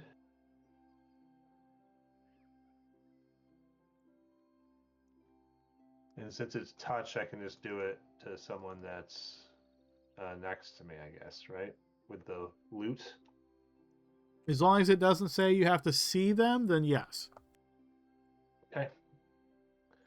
So I guess I'll do it on the cleric. Oh, sounds good. It's nice. You didn't have to look at your fingers to play. You're very talented. Eh, you got to be able to look at the audience when you play. I guess I just don't have to worry about seeing them now. Thank you. And I'm gonna say I'm gonna give you a copper coin. I'm actually gonna put 1 gold piece in his pocket and say it's copper. Thank you very much. Just don't get possessed, I guess. All right, Serena and Tavard, you're spending time cutting down the corpses of Mord and Riva, and your intention is to bury them. Is that what I heard? Yep. That's correct. And the whole time I'm grumbling about the joke that Blixel made about the ghost being related to me. And where is it that you would like to bury them? Outside of the hamlet or somewhere in the hamlet? Outside of the hamlet. All right, so then I'm going to move the corpses off to the east side of the map here and put you guys over here as well. Not that you're necessarily burying them right here, but I'm assuming you're like 100 feet off map kind of deal. Yeah, I'm sure there's a spot, right? There's plenty of open land, yes. Well, I'm saying there's probably a spot that they do this kind of thing because it's not, it's You mean a probably graveyard? very simplistic. Yeah, where did we bury our? Yeah, I would say there's probably like a real basic, I wouldn't even call it a graveyard, but just some like headstone kind of deal off a little bit in the distance, maybe like 100 yards away or so, in the little bit of trees that are nearby. And that's where they would typically lay to rest like some hamlet residents. But again, based on how small the hamlet was, you're probably only looking at like maybe 8 headstones in total. Yeah, wherever the common place is, that would make sense. All right, and you guys have shovels or anything that makes this reasonable? Nope. Absolutely not. Oh, I would imagine the hamlet's got some sort of tools or something like that. So you'd like to search around the hamlet, see if you can find any tools that weren't looted when it was ransacked? Yep. Yeah. All right, go ahead and throw me a blind check, Tavern, as you spend some time looking around the hamlet. Low's good, right? Can I help? If you wish, Serena, you can. Are you proficient in investigation, Serena? No. All right, so then I will just take Tavern's roll straight up. Tavern, you don't find anything, but as you're searching and spending, I'm going to say, being that you cast the spell on Gordon, and I think that spell only lasts 10 minutes. Gordon, is there anything in particular you're wanting to do?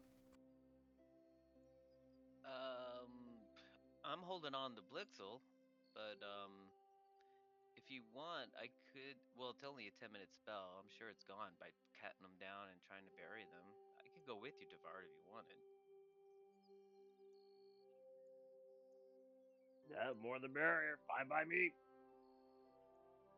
Yeah, so I'll just drop Blixel off and I'll go with Devard to look. I'm not proficient in investigation, though. All right, so Blixel and Saline are essentially by the graveyard then, or the tombstones, and then Serena, Tavern, and Gordon are in the hamlet searching around for shovels. Oh, I didn't Well- realize. No, I don't want to do that. I thought Devard was going alone. I'm sorry.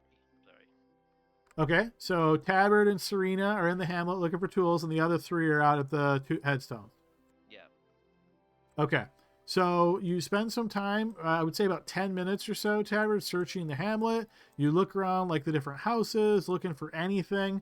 The only tools you manage to find with that roll are like broken and completely unusable. It doesn't look like there's much anyway. Like you might find 2. One would be like a hoe that's broken in half, and another one looks like a rake that the edges are just completely destroyed. However, when you're looking in the storehouse, I'm going to put you in the storehouse. And I'm going to put Serena there as well. So once you guys make your way over to the storehouse and are looking in here and seeing if you can find anything out of the ordinary, Serena's kind of over on the west side, and you're over here kind of on the east side doing the search. You kind of scoot this part of the barrel like out of the way, Tavern, seeing if you can spot anything. And very strangely, you notice this as you're looking in that area. You blink your eyes really quickly, and this vision seems to fade.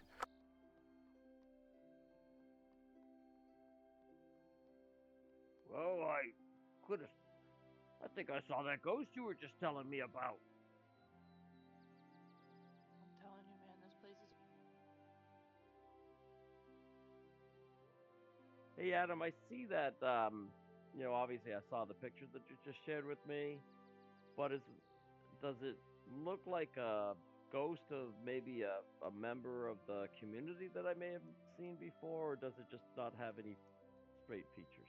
Give me another blind check here, Tavern. Oh, this one's going to be good because the other one wasn't. This one here's a good one. Based on that roll, no, you can't make out any specifics of like what this might be depicting or who it might be. It doesn't seem anything like you don't make any connections.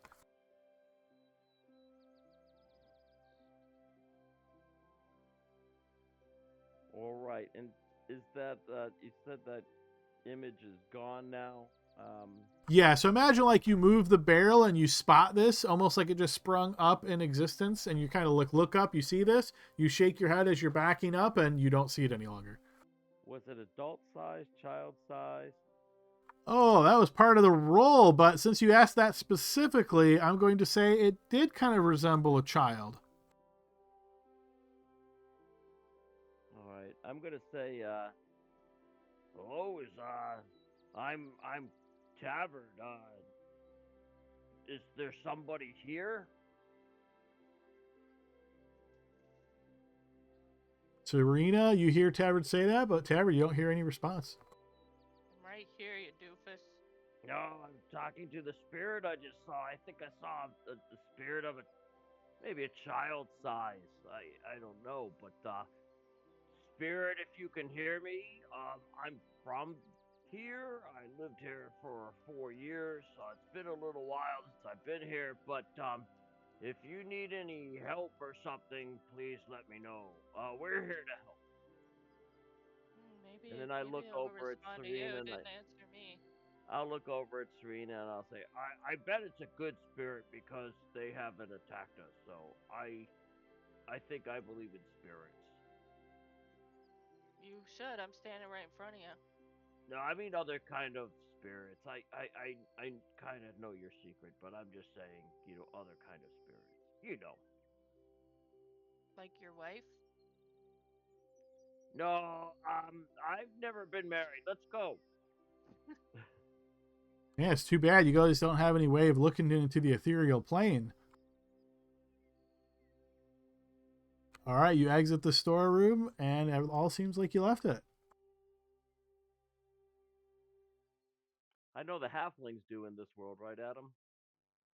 Uh, He's needling us about losing the robe. just a little bit. Oh, But yes, right. halflings do have an interesting ability that potentially could apply here. We could have had to robe it. Adam shredded it. I couldn't figure out how that guy could eat Dean without shredding it, so it's just how I had to go. Yeah.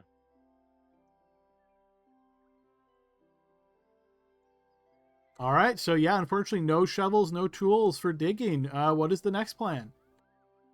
All right. So the next kind of burial is, I guess, is put rocks and things like that on top of it instead of putting a hole. Or maybe we want to burn the body. So I'll ask the group. We could burn them. All right, so you make your way back outside and you travel the 100 yards or so to the tombstones where all the rest of the team is gathered. And it sounds like the two suggestions are either a barrel by fire, so like a pyre, or making rock cairns to cover them up. And I do tell the rest of the team about the spirit I think I saw. Was it like bald and then just had like empty sockets for eyes?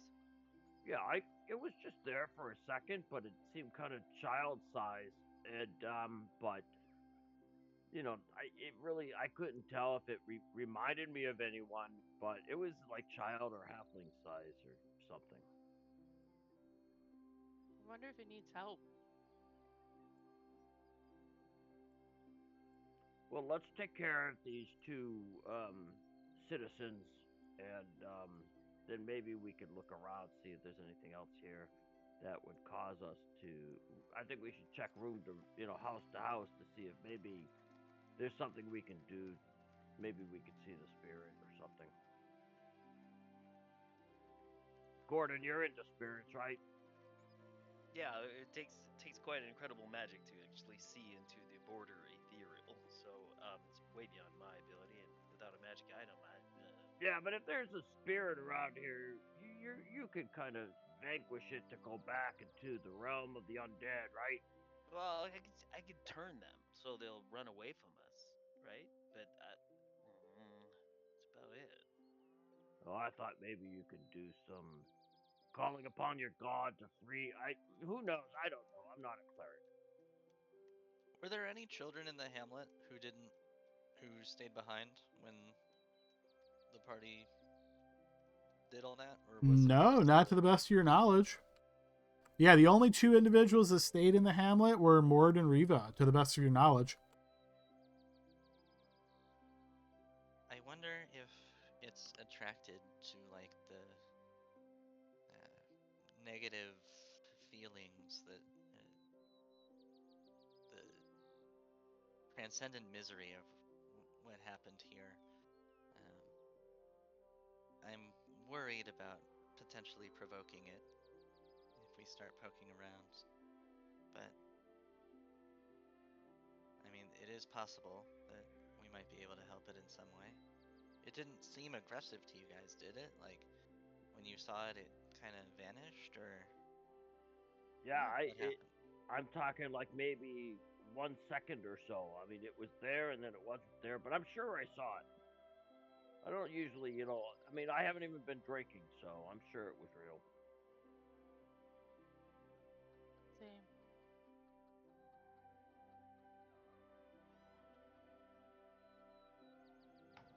These people deserve to be put to rest, especially after they've been hanging there.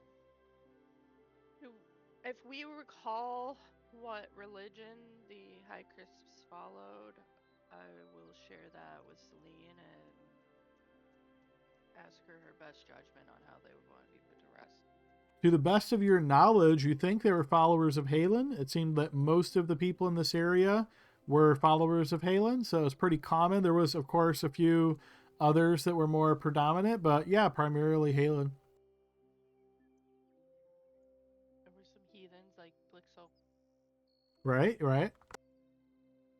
I could put our heads together. I'm proficient in religion to kind of figure out how to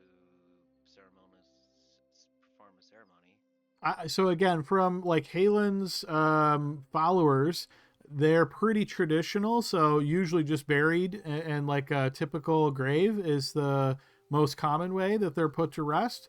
You guys could do that. Again, it just without tools, it's certainly going to take you a significant amount of time unless you have some magic or some other way of digging the holes.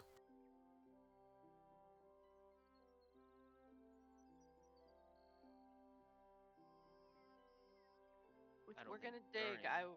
I would find like a flat rock and like start using it as like a trowel. Is that what you guys would like to do? Try to find like something makeshift and spend, again, it'll probably be a significant amount of time if you choose that route. Yeah, maybe it's not offensive to burn it, to burn the body, right? Cremation. I mean, I would say in the followers of Halen, I mean, that's not as common, but you don't think it's considered like wrong or anything. It's more Yeah, like old and primitive kind of. I think the important thing is we put them to rest as opposed to wandering around, and burning them is commonly acceptable in many religions. All right, there's plenty of broken wood in this town, so I'll start gathering up flotsam to burn. I got a question, but did I see nooses? Any other people hung or corpses hung? Nope, just these two. But as your companions may have told you, these were the only two individuals that remained in the hamlet. Oh yeah. There doesn't seem to be any other corpses that you spotted. Safety in numbers, folks. Did they have kids? This High Crisps? The High Crisps did not. Come on, Blixel. They All were right. the rich. They were the rich people in town, for sure. I guess Serena's looking for wood. There's plenty over here, Serena. So just to speed this along a little bit, it sounds like you guys want to gather wood to burn, which, yeah, you can certainly find. And there, the graveyard's nearby a small copse of trees. So you could even gather, deadfall there. You can gather debris that has fallen throughout the hamlet, things that are broken. Yeah, plenty of that to gather. And then your intention is to just kind of pile that up, put the corpses on them, light the fire. I'm assuming you guys are either using magic, like produce flame or something like that. Or actually, no, that's not. That was Dian. What kind of fire are we using to light these up? I I got have a a firebolt. tinderbox. Firebolt. Okay, that would work. Or tinderbox. Yep. Okay. So yeah, I'm gonna say all together by gathering the wood, piling them up, putting the corpses, starting the fire, and then giving them ample time to burn, so that they're reasonably consumed by the fire. That's gonna be about 4 hours. So you guys spend that time outside of the hamlet taking care of these duties. You feel like it's probably getting late in the evening now. And based on the time of year, I would say the sun is halfway set by the time you're in the 4 hour mark. Well, we should probably rest in our village, right? Oh, I definitely. Yeah. don't think that's a good idea with an unknown spirit hanging around. Um, In my own home? yeah, potentially. Um, it's placid during the day, but who knows what might happen during the night. Well, I think maybe instead of us going into our, for those of us who are from here and just going into our own individual past homes, so to speak, maybe we just find a spot, and we all kind of gather together and things. Just because you're right, there is a spirit, but the spirit didn't seem harmful or anything like that. There's spirits all around us, I'm sure, at all times. I just happen to see one. If I may propose an I'm alternate, not interested in another proposal. not that kind of proposal, I was going to suggest that the the chapel that I was living at is only about an hour, maybe an hour and a half walk away from here. um, Oh, I, sure. We can't stay at my house, but you want to stay at your house. your house has a spiritual presence that I am unsure of the threat level yet, as of yet.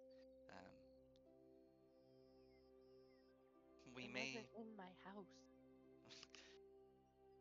I'm I'm okay with coming back in the morning, but I think staying overnight with this thing hanging around is probably a risk we shouldn't take. I say Does road anyone trip. else agree? Because, Celine could be a little scared sometimes. I am very scared, yes. Celine's right. Even if it's someone you recognize, the spirits aren't the same as they were. They could be corrupted by undead evil influences. And even though, how horrific would it be to see your neighbor attacking you as a ghost and it doesn't know any better? That could be life changing.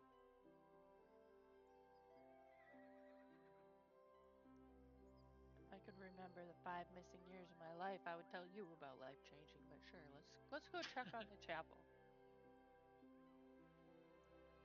All right. So with the corpses of the high crypt still burning a bit as the fires continue consuming that, it sounds like you guys are going to leave the hamlet area and make your way over to the chapel.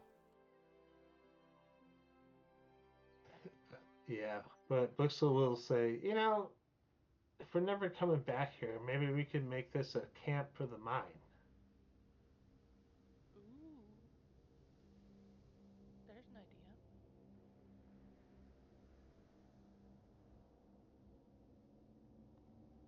Anybody else like that idea?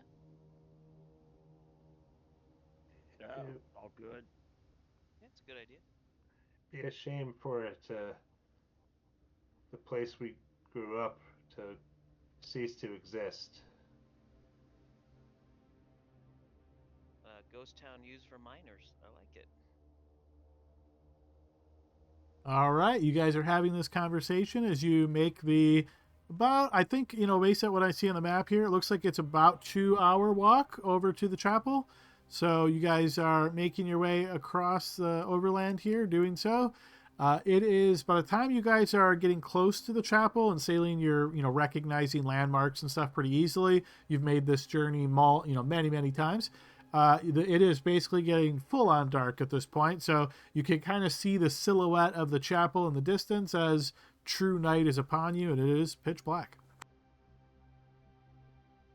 I can't feel the sun. Must be dark out. It is dark, but we have walls. So, and no spirits that I know of.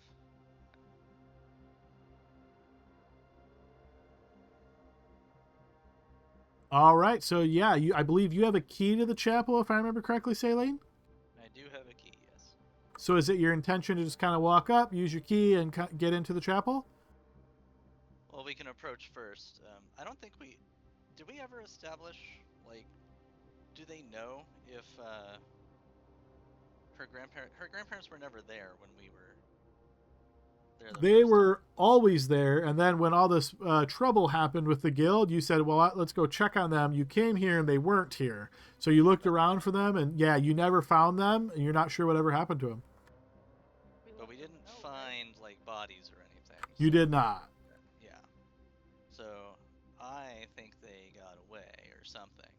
So yeah, if there's no like immediately obvious signs of like breaking and entering or occupation, yeah, she'll lead them up to the door. I will say what you notice is that protected grove that was nearby here. If you'll remember, there were certain trees that were never supposed to be cut down. You do notice that there is signs that they have been cut down. It's not like fully cleared, but I would say probably a quarter of that has since been cut down. Okay. And that to her means that no one has come back here. Well, no one who tends this place has come back here. The guild has been here. But Seems logical, yeah. All right, so yeah, we don't have like a chapel map or anything like that, but I'm assuming you make your way up to the chapel door. You kind of, careful. You're looking around. You've got some light, probably from Gordon. Otherwise, he'd be blind. You are able to open. You would be able to open the chapel door and make your way inside. And it looks very much like you remember that you left it, Saline. It doesn't look like anybody's been inside. There's no signs of like damage to the door or anything like that. You don't think anyone's tried to break in. Yeah, it looks almost like frozen in time. Didn't you leave him a note here? Is it still here? I did leave a note. The note would be in the same spot you left it. Oh my god, they haven't been here. I'm so sorry, Celine. Let's not panic. But I mean, yeah, it is concerning. Perhaps they caught wind of guild activity before even we did, and flew the coop. They always seem to know more than they let on, so.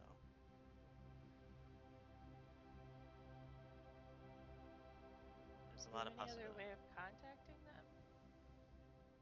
I do. I can try. But we should probably check around to make sure everything is safe. It looks like no one's tried to come inside, but we haven't checked every inch of this place. Alright, sounds good. Hey, Blixel, why don't you get the kitchen? I'm gonna go look upstairs. No, just leave me by the door. I'll be by the door, okay? Okay. All right, so it sounds like you guys want to spend some time just doing a thorough search here and make sure there's nothing too out of the ordinary. Oh yeah, I'm assuming we're gonna sleep here tonight, so let's clear it. All right, I'm just going to throw a quick group check. Is my token on this, Mike? Yeah, I just threw it over there. Nobody move your token. Just one moment. Yeah, okay, so you guys spend, I would say, about 20 minutes or so scanning around this area. Blixel, you don't see anything. The rest of you guys, as you're searching around, yeah, it is, it's very, I will say, like, it looks unkept because, it's had, again, probably a month and a half or so for it to be, nobody touching things, as best you know. I'm trying to remember, and Saline, remind me if my memory is correct on this, but I feel like there was a cellar door that we discussed in this chapel. Am I remembering that correctly? We did discuss that in DMs, yes. Okay, so what I will say is when you check the cellar door, you can see that the cellar door, much like it was last time you're here, is um, I'm trying to think the best way to phrase this. It doesn't look like it's been used. Let's put it that way. So you're kind of scanning around. You don't see any signs of use or habitation anywhere in here. The cellar door resists your polearm mastery attack. Hey, Cillian, what you got in the cellar? Got some of that wine in there or something?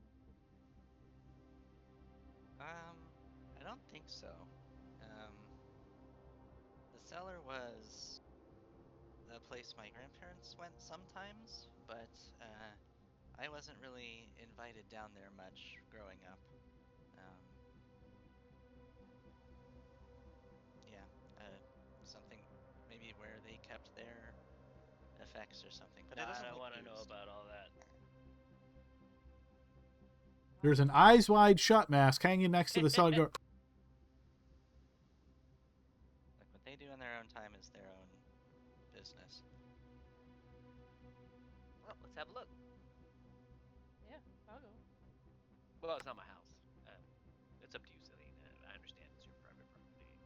I mean, Well, it's not being used anymore, so if there is something useful down there, if it's too scary to stay in the empty village, we should probably make sure this building is empty. So yeah, it sounds I like agree. somebody wants to try to open the cellar doors. Yes, I do. All right, you find the cellar doors to be locked. There is no lock on the outside of the doors, which is more typical. So you get the impression it's either been locked or somehow barred from being opened from below.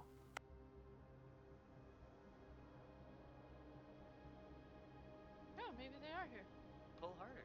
Maybe knock. Hello, anyone down there? No response.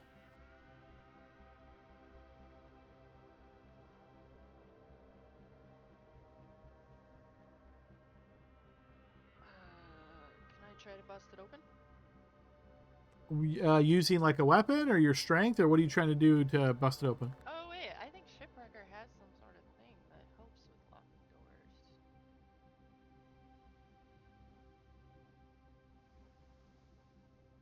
I'm going to look for Shipwrecker. Here we go.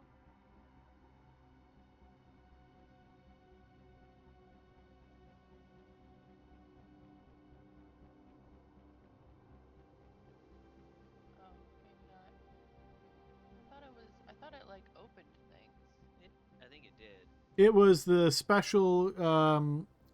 It was needed to open a special door down below. If you remember when you guys were near the logging camp and you found Stinky's cave and that whole deal with Garnica, that was used to open that area.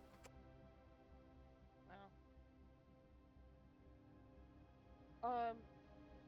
Yeah, I'll just try to do the most damage I can on the door to try to like break the door if it's okay with Celine. Before you do that, do I still have detect magic prepared? No. Gordon, are you able to detect uh, magical energies I around you? I don't have that. That's not what I was praying about the last time I had a long rest, but I did pray about dispelling magic. I could pop that off. Hmm, probably just me overly overthinking things. Um, I'm not I don't really sure mind. what they do down in the cellar, but how about the rest of us stand back a bit, just in case there's some kind of uh, magical traps or anything. Way ahead of you. I don't. So yeah, the spell magic's 120 feet, so we can get pretty clear of the. As long as I could see the door at him, I'll pop dispel magic on that cellar door. Well, don't bother wasting the magic. before we try whatever we're going to try. Okay, yeah. Akram's razor, as you say, something like that. Occam's razor. Yeah, simple is the best. Okay. It's your house. It's up to you. I'll start swinging. Okay, and you're using shipwrecker to try to break it through. Yeah. So throw me an athletics check, and I'm assuming you're using the strength and the weight of shipwrecker to try to like smash through the doors. Yep. So what I will say is, as you start hitting these doors, Serena, they look very, very sturdy. Like you've, obviously broken things in the past. You've hit doors before. The doors like don't even rattle or shake or anything. They're either incredibly well built or something else is going on here. Doesn't somebody have some kind of spell that just will open this puppy? No. No, the only thing I can do is try to reach out telepathically to them and see uh, if I get a response, like I did for Lady Tegan and them. But it So is powerful magic that I would not then have access to on the road back to Carolinian. you said you could dispel magic, right? So you could try to shoot that onto whatever you guys are trying to open over there. Yeah, that's plan It's B. the doors to the basement, Lexel. Oh, what's down there? I'm gonna Well, find out. we'll let you look at it in a minute. I'll just imagine it.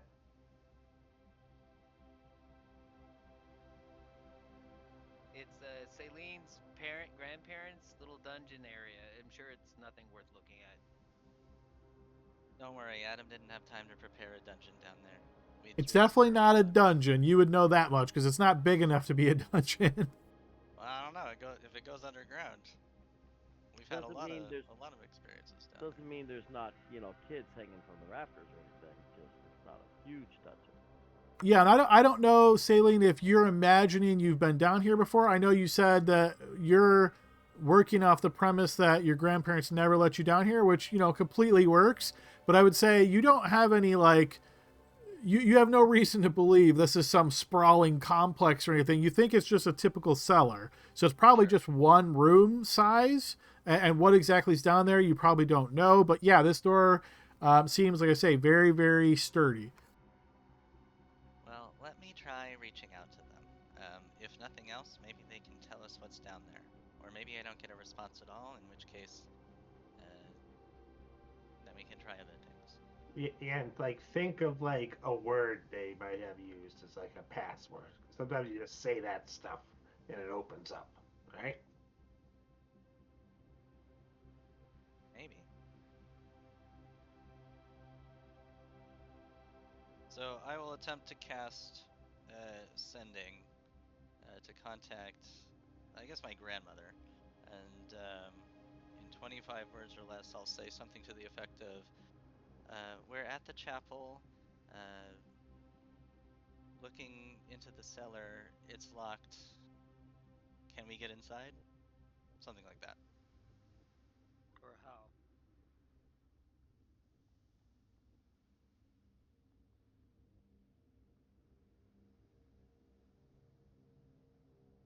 Okay, I'm reading the spell. Just one moment.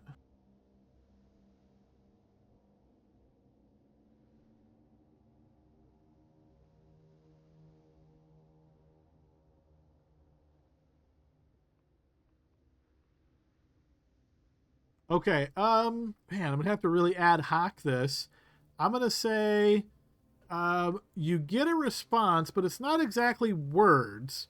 It's like mumblings, and you get strange images. You get the strong impression, almost like that the person you have contacted is in a deep, deep sleep.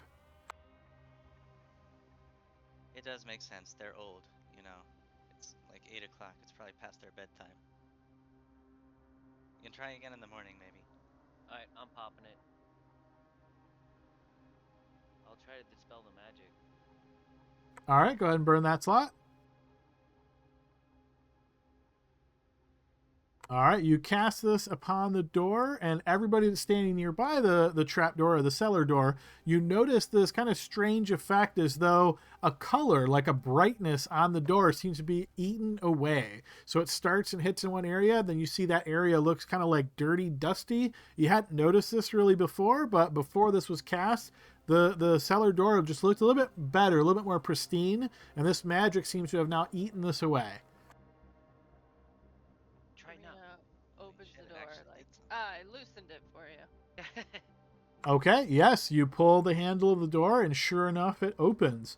So anybody that's sort of witnessing this, that is proficient in Arcana, can go ahead and make a check here.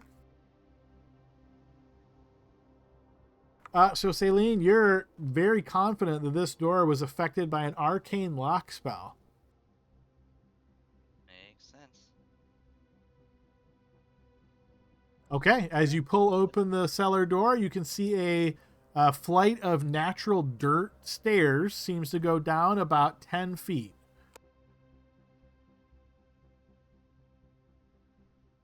I nudge Serena on the elbow. Go ahead.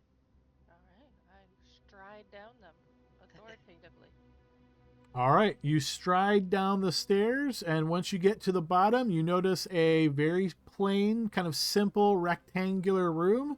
There are bookcases along the south wall, like two, and it looks like they're kind of wedged together. There's not really enough space to accommodate both of them, but you can see them kind of abutted against one another to try to make them fit as best they can. You can see there's a lot of different books and things. There's also like a small sitting chair, and then there is a bed down here as well. And as you look to the bed, you see two bodies in the bed. Both look to be old individuals. If you'd like to describe what your grandparents look like, Celine, to give the team an idea, feel free to do so. But I will say, as far as like what they're wearing, it looks pretty odd. You recognize what the woman in the bed is wearing, Serena, here is what you would say most closely resembles a wedding dress. And it looks like the man is actually dressed up pretty formally as well. Both of them are seemingly not breathing, and they're holding hands as they lie in the bed next to each other. Celine, get down here. I think I see him. Yeah, I'll go down there. All right, you see the same thing. Okay, yep, you see the same thing I just described. You said it doesn't look like they're breathing? It does not. I like check their Can pulse. I check their medicine check? Yeah. Sure, Saline, go ahead and give me a blind check. Can I help her with my medicine? If you're both proficient, yeah. Okay, so I'm taking Saline's check, and Saline, let's see, you are proficient, so is Gordon. Okay, so I'll take your check at advantage. Yes, there is no pulse. They look to be dead. Look to be dead, but do I know any magic spells that can imitate the... Even without a check, I will say yes, you're pretty sure magic can do that. And I got a response from my sending spell. Well, it wasn't exactly a response. It was sort of like But a it was fragmented... Yes. Yeah, it was something. So I don't think that would be possible if they were just straight up dead. So I will explain to the group, well, I think they've done something to themselves to give the appearance of death. There's certainly no pulse, but I did hear something like the sounds of sleeping when I tried to reach out to them. So I do believe, as bad as this looks, I think this is a trick of theirs of some kind. They always did. Celine, you might be in denial. That What a bunch of pranksters, huh? Hey, Blixel, you got any healing? Do you think Celine, do you have any? Blixel, did you make it down the stairs okay? Throw me a d20. Yeah. No, still he's up there. definitely not there. He's Fair definitely, Fair he's enough. definitely at the top of the stairs at Celine, best. do you think healing magic would work? You lay on hands or cure wounds? let me try to remember what that spell is called, and then the dungeon master can tell me what I know about it. Want me to DM it to you? Go ahead and throw a blind check, Saline.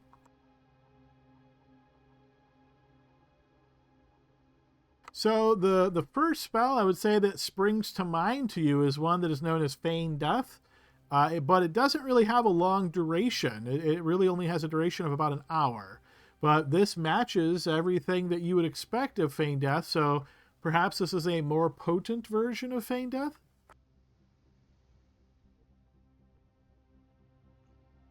There, yeah,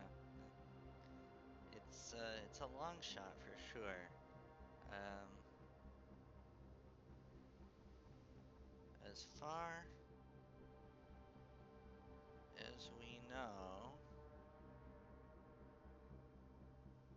I mean, Feign Death itself is what, third level, I think? I have It it on is. my Yeah. list. Yeah. So trying to dispel it would would be difficult if it's a more potent version. It might resist your effect, but I wonder if we should even disturb them, if so.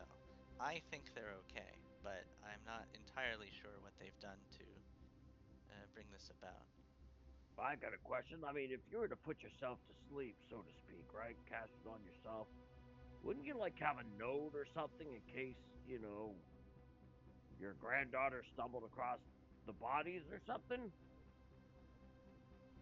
I'm not gonna search Grandpa's. That's on you, Celine. I mean, I can look around.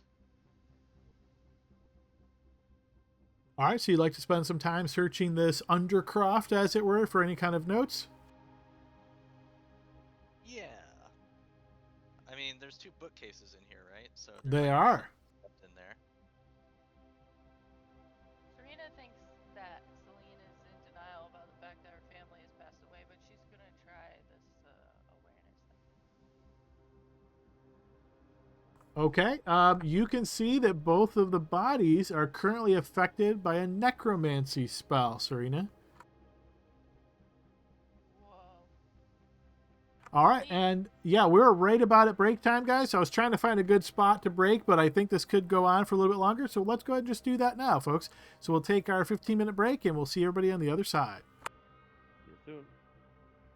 All right, we're back in the second half of our session here. Team, you're currently in the cellar underneath Salene's chapel, where you have discovered these two bookcases, a sitting area, a bed with Salene's grandparents in it, who are just in wedding attire. And it looks, for all intents and purposes, that they are dead, though she believes, and probably Serena believes now, thanks to her ability, that they are affected by some kind of a necromantic spell.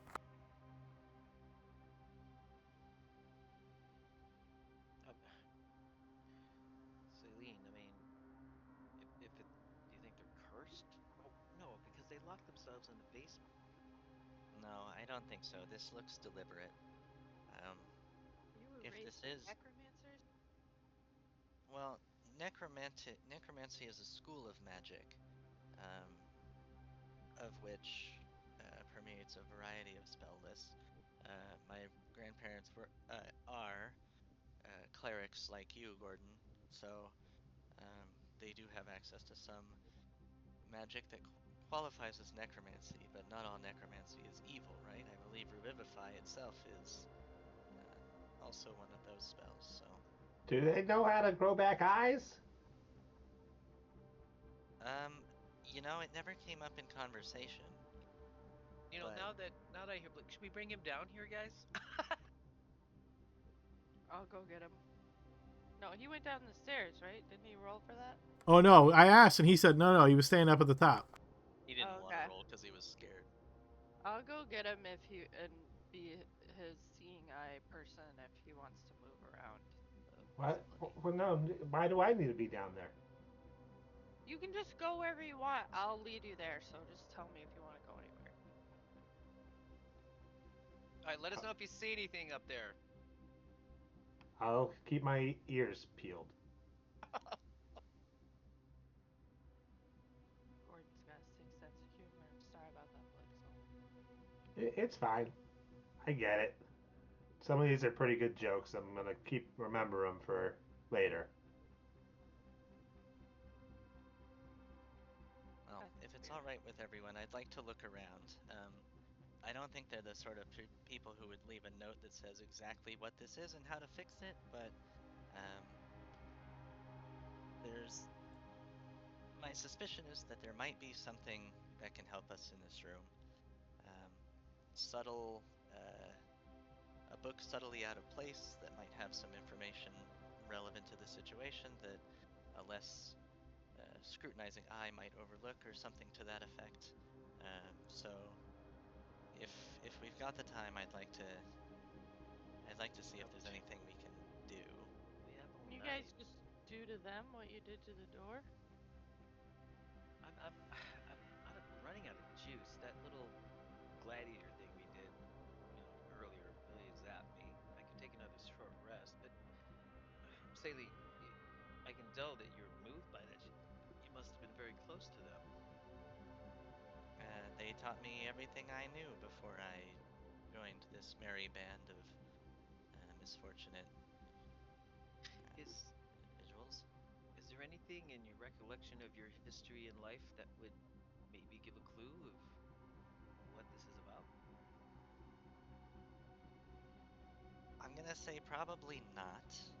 This has never been something they've done before. But then, um, the upending of our provincial hamlet life was never something that happened before.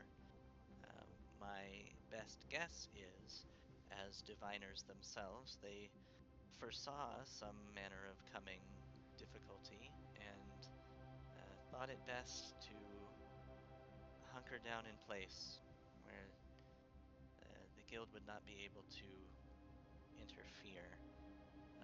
As to why they went to this length, I'm not entirely sure. Well, let's help her look around.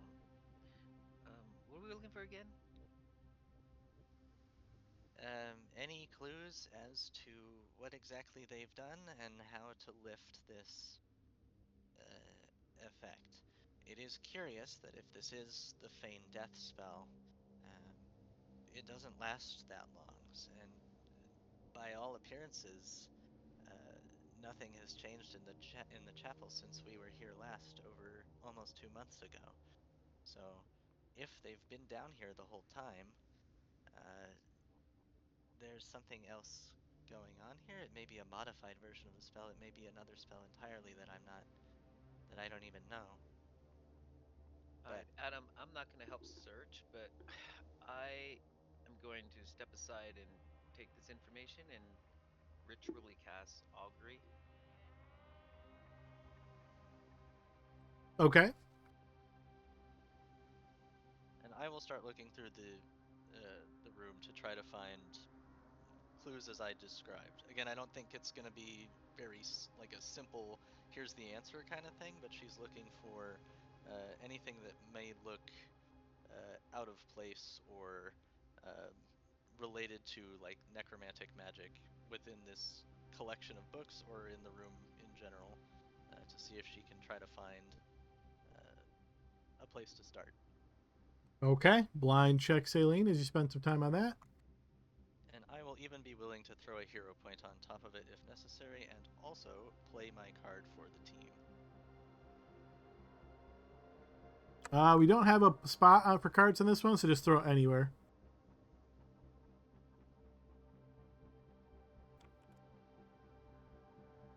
All right. Sweet.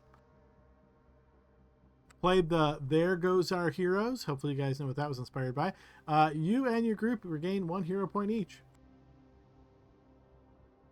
Nice.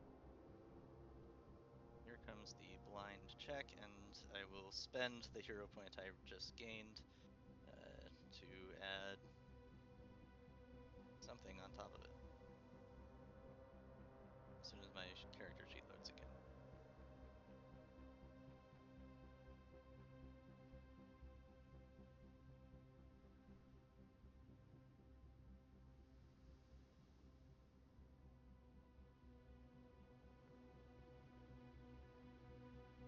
Okay, so doing these one at a time. So Gordon, now when we were talking about divination earlier, so you said that you had already cast augury, right? Yes, so this is a chance. So this is your second casting. Okay.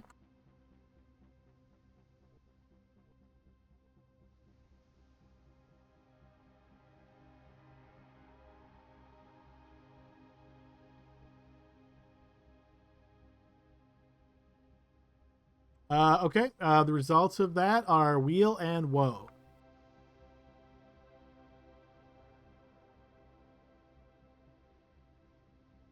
Copy. Saline, okay, so you're spending some time searching around here looking for any kind of clues or any kind of signs that might give you any kind of indication here. So what I will say is you're primarily looking at the books, and there is just a ton of books here. So trying to read through all of them, you just think it'd take you probably months to really go to that level of detail. So you're kind of skimming, you're trying to see if any books are like askew or set in a place of prominence that would kind of indicate that one's more important. Nothing really catches your eye as you're doing this, but as you kind of move about the room looking at the different books, you do notice that there is in each corner that's kind of like covered in cobweb, there is a pole that is stuck in a base. And you get the impression that these are kind of like clothing stands.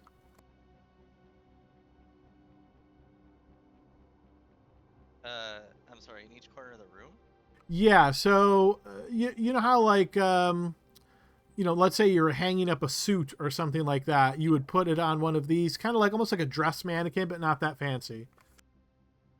Call it like a footman, or what's it called? I have one in my room. I forget the name of it. There's probably a ton of different names for them. I'm calling it a pull on a base. Are they similarly dressed? I know Booksel can't see, but There is nothing on them.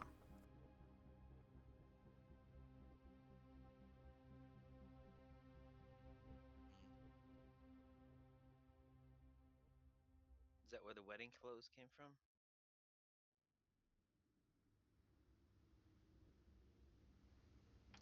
maybe the clothes are cursed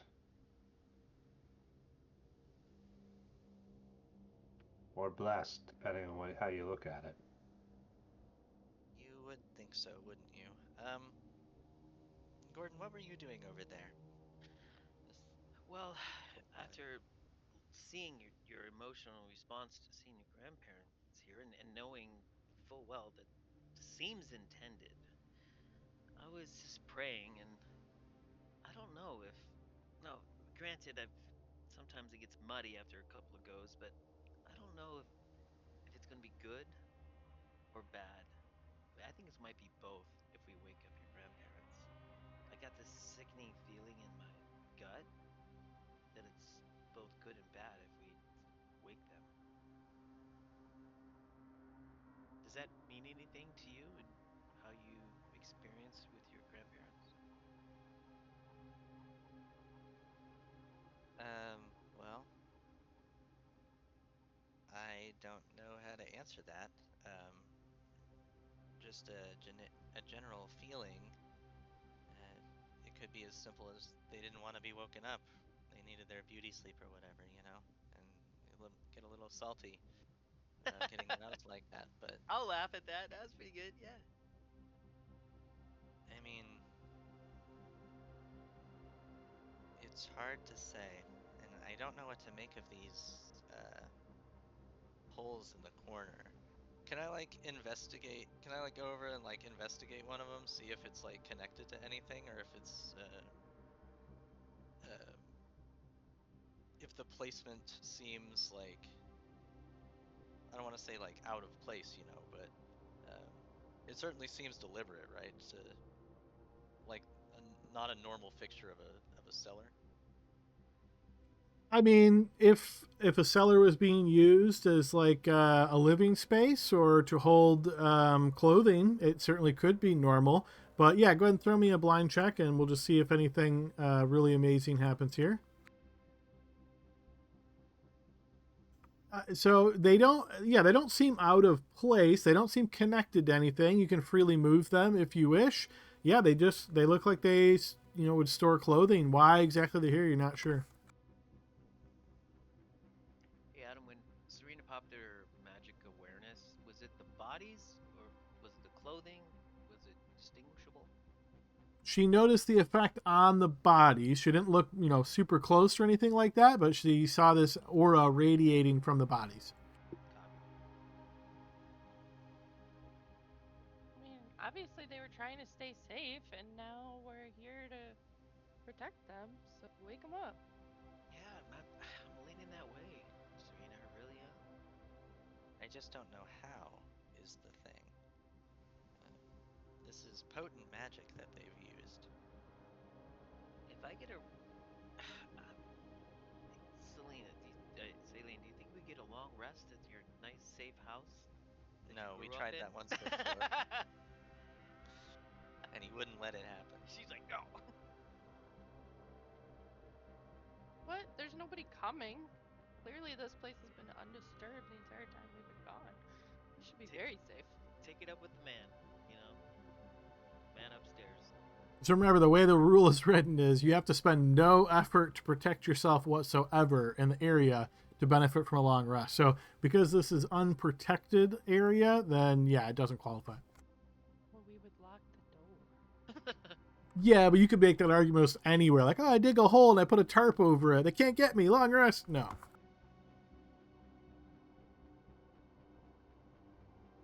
Well, whatever magic they're using, I mean, it's sustained them for this long.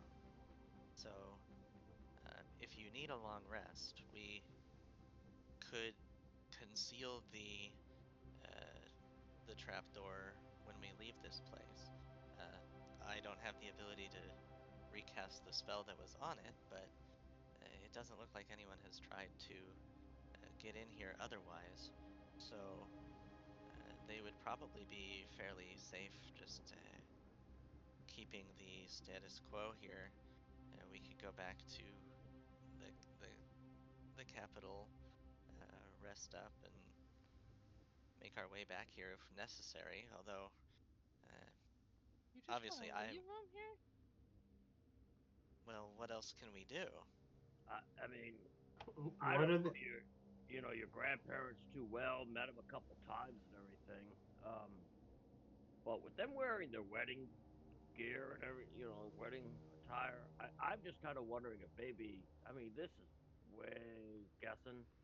Maybe one's really sick. They wanted to go ahead and lay to rest both of them together, and live down here forever in a dead living sort of way. I don't know.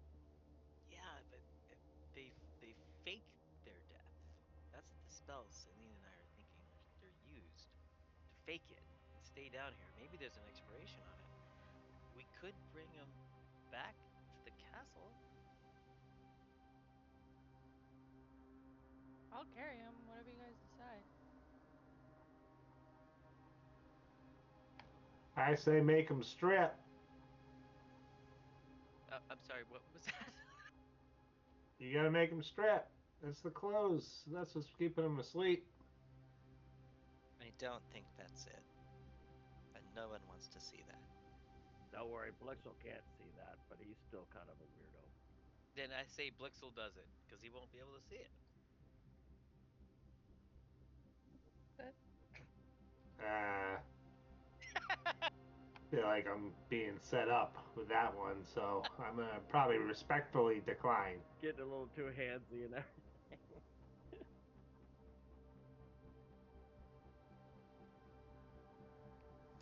Well, So what's up with these clothes racks again?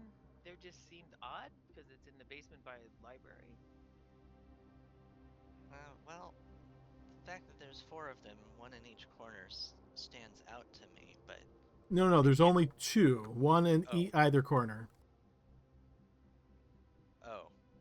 Um, well, in that case, is it the corners next to the bed or in the which corners So of the? this room's pretty small.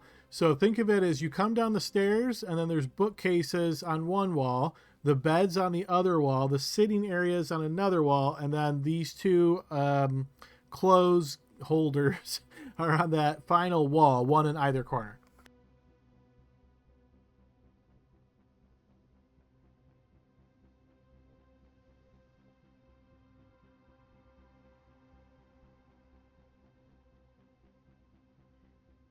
Blixel, are you down here? no, I'm at the top of the stairs. You just yelling a bunch of shit down here to us, man. Oh yeah. But yeah, cellar, down the hallway, by the front door. You might be right. Something in these clothes. That's Are why there it's lasting long. during our search, did we find any other clothing in here, like folded up or anything? Or is it only the stuff they've got on them? Yeah, there's certainly odds and ends here, like some other clothing attire. I would say, not a ton, but maybe two or three different outfits kind of spread around. They all look worn though. None of them are like nicely folded up and all that.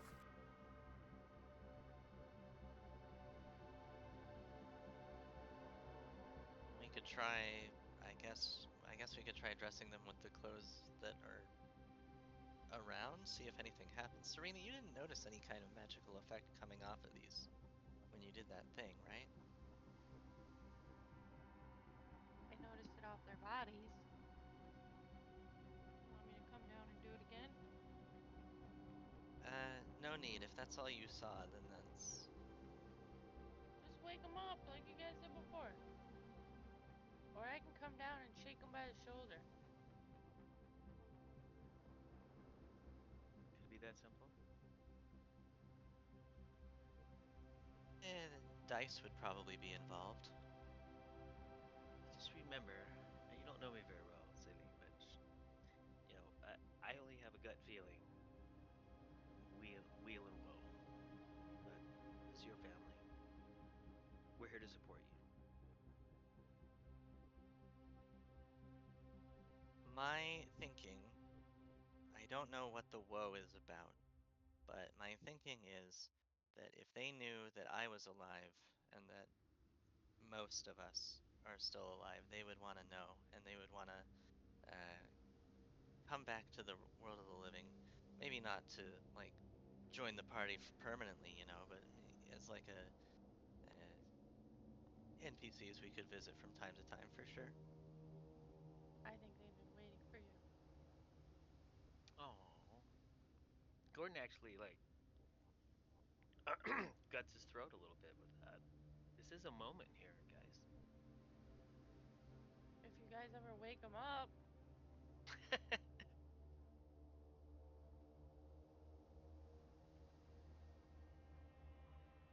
Well, if the spell fails, the spell fails, and we can go back to the capital and look more into it. There's probably better resources there than trying to get through whatever's down here. Here's what I think what happened. From what I've been hearing about you guys telling all these stories, your hamlet was ruined. You guys had some friend who turned king or something, or whatever it's called. And this was maybe portented, right? And so then the guild came and wiped everything out. And then, what do you call it, Vin? He got totally dethroned. Maybe this is like their moment thinking it's kind of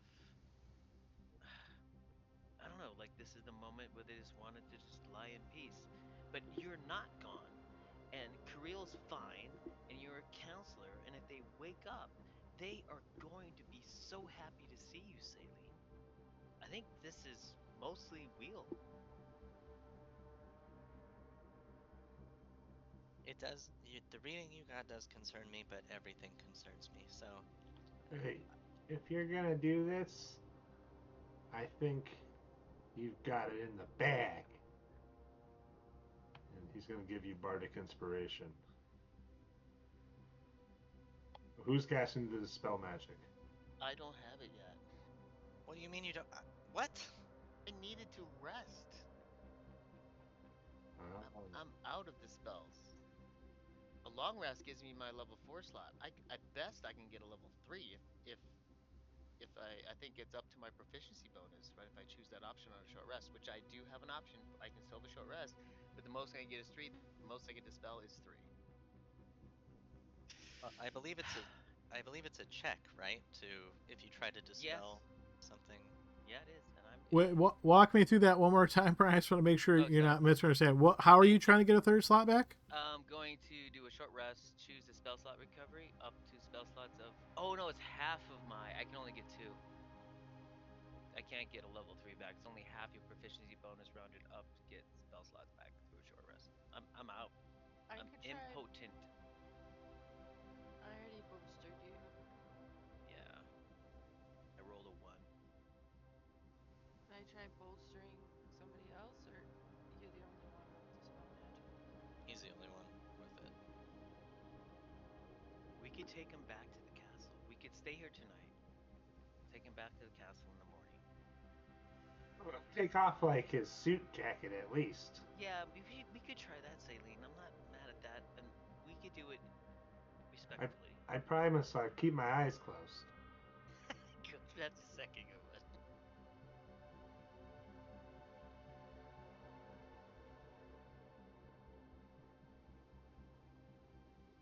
I'll carry him.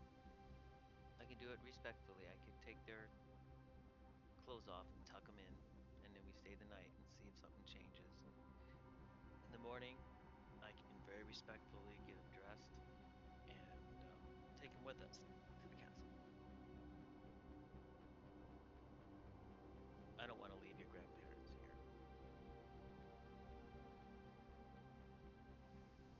Could be optically troublesome to be dragging two bodies with us 30 some odd miles across terrain, but Yeah. I mean, they are probably safest with us. Have you tried just throwing water at them? That works for me sometimes. Yeah, or shake him by the shoulders. Adam, I'm going to say, I'm going to take him by the shoulder and say, what are their names?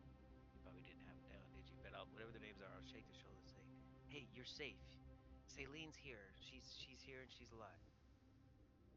Camille, Benoit, wake up. You see no, you have no, you see no obvious response.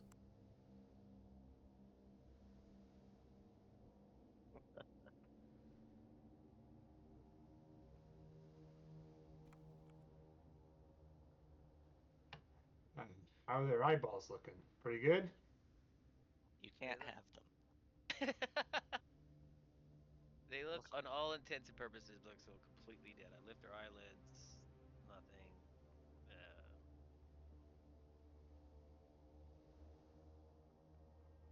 but they're not dead.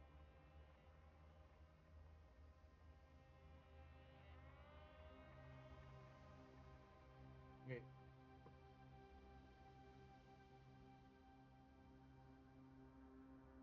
Well, go for it. Whatever you think is gonna, whatever you, whatever you're thinking, you can try it. I mean, I would like to see them wake up, you know? Okay, I've done this many times, prepared bodies. So, let's see. Serena, bit of help here. Let's just very respectfully start taking off the shoes and socks and other things and see if there's any change. You're undressing him? Yes, yeah. Why? As Adam locks the tokens. No, because something's up. Selena and I both know this spell should only last an hour. If we spell that we suspect, and it's conceivably been longer than an hour, there must be something else affecting it. I, and I'm sure more than one of us, suspect that it might be associated with the clothing. Come on, just help. Can you get her stuff off? I'll work on Benoit. Somebody like hold up a blanket or something, keep their privacy. Sure, what's left is Tavard's. All right, so is it safe to assume you guys are undressing the grandparents at like the same time? You're kind of pulling the clothes off similarly timed? Yeah. Yeah, that's what I had in my mind. Oops, but yeah. Okay, so yeah, we'll assume that you guys have managed to do so, and they're like lying still in the bed now, naked, but you know, blankets and stuff on top of them. But you have removed the wedding attire. Um, I'm trying to, I guess what I will say is whoever's taking part in the removing of the clothing, go ahead and throw me blind checks. I'm trying not to be part of this nakedness. This is not the type of toga party I'm interested in. Serena, I didn't get your check. Do you have your token selected?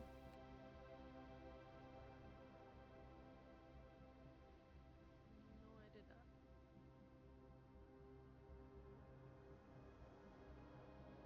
Okay. Both of you actually are able to determine that as you pull these these garments off, there's definitely a change.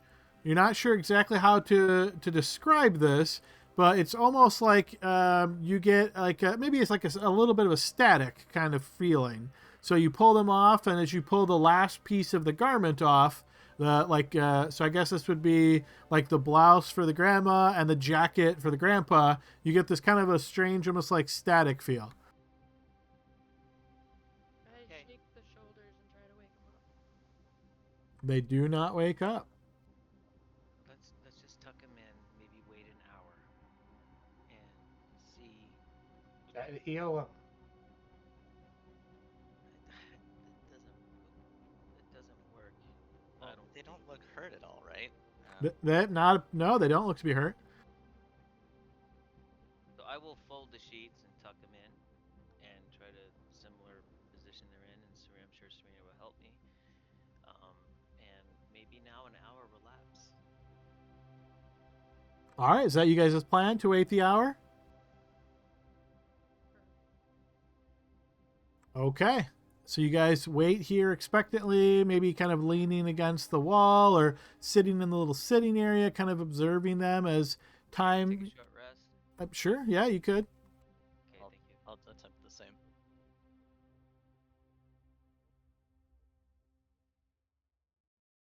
Okay, yeah, feel free to restore whatever it is that you wish based on your short rest usage.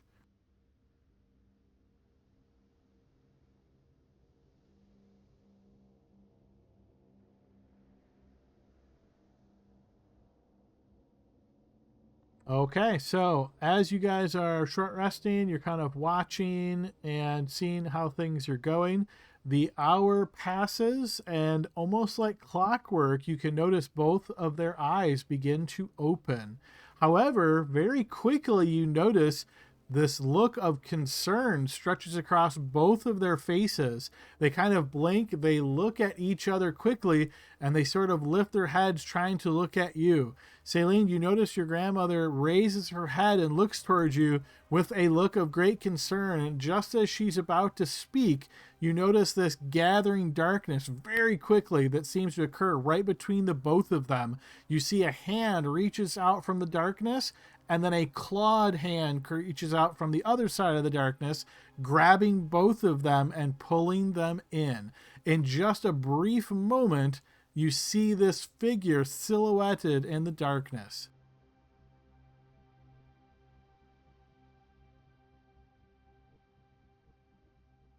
Can I grab Well, him quickly? shit. You cannot. This happens very, very quickly before you can react, Serena.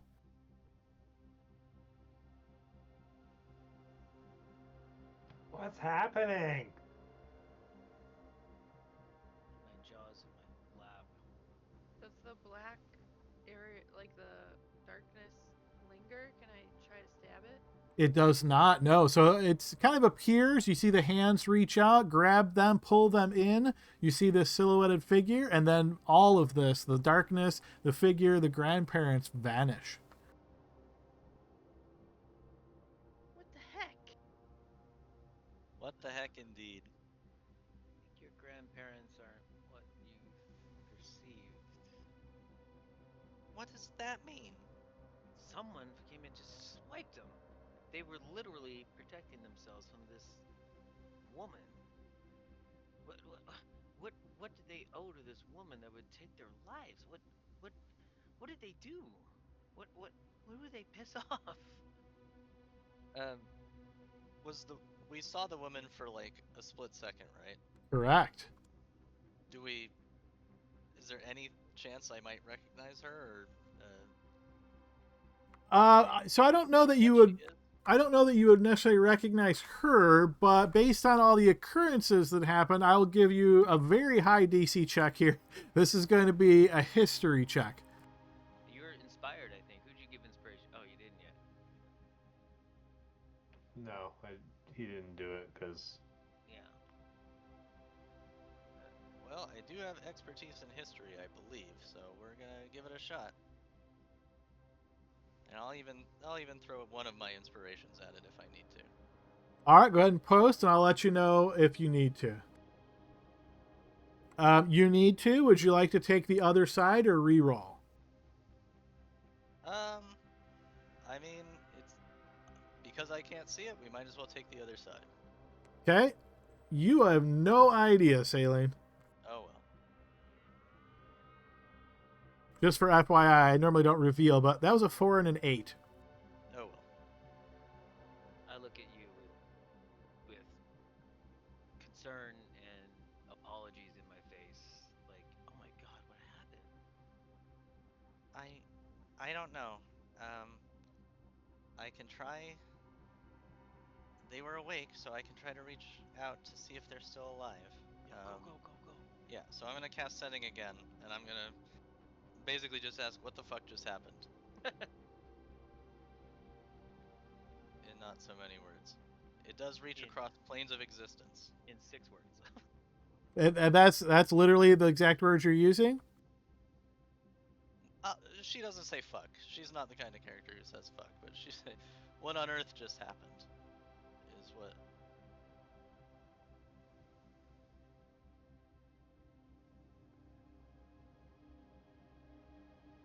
So, I mean, I want to give you a better crafted, but it might take a little bit of time. But I guess what I will say in the quick version is, who is this? Your grandmother or your grandfather you're reaching out to? Grandmother. Okay.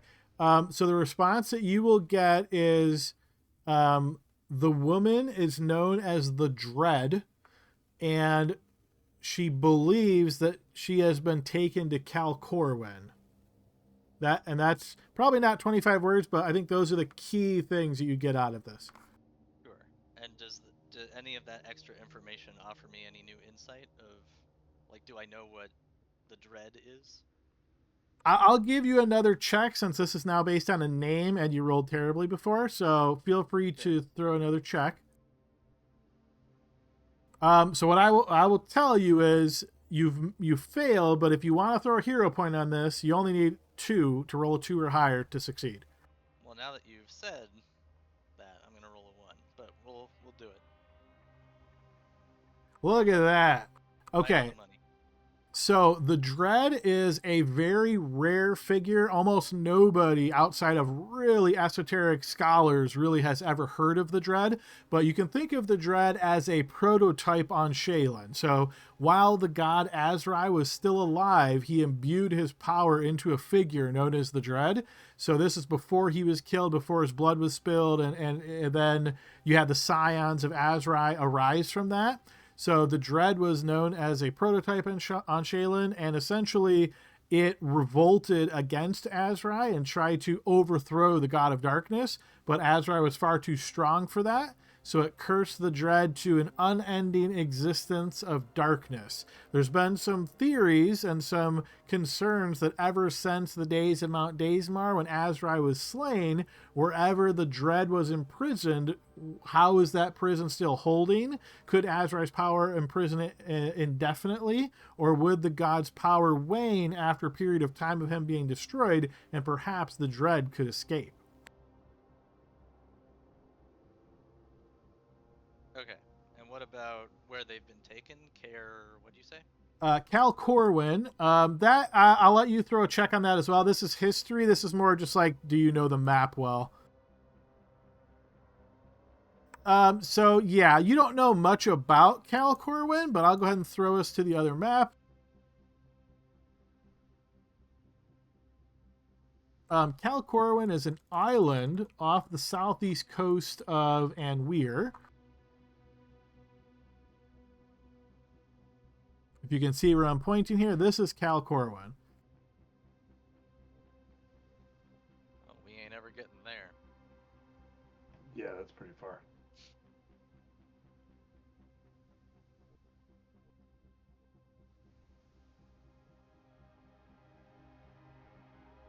So What's going on, guys? Did the clothing thing work? I'll explain what I know to the team.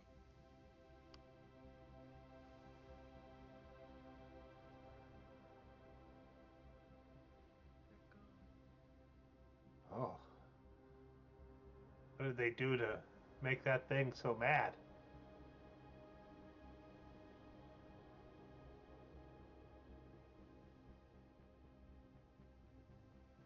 Uh, I have no idea, but they're still alive for the moment.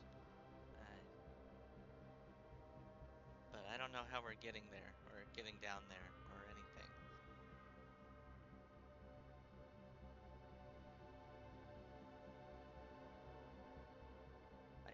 I really don't know what just happened. I'm up for getting him back.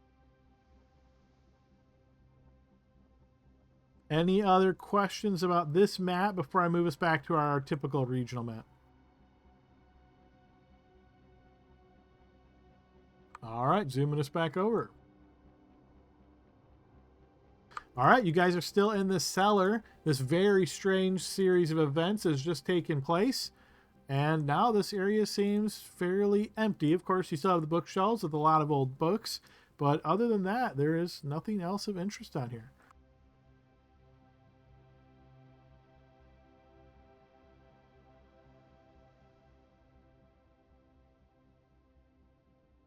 I'm so sorry, Celine.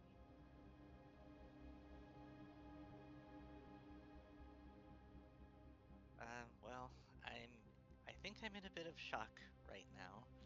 Um, but maybe there's still something in here now that we have a name and a place.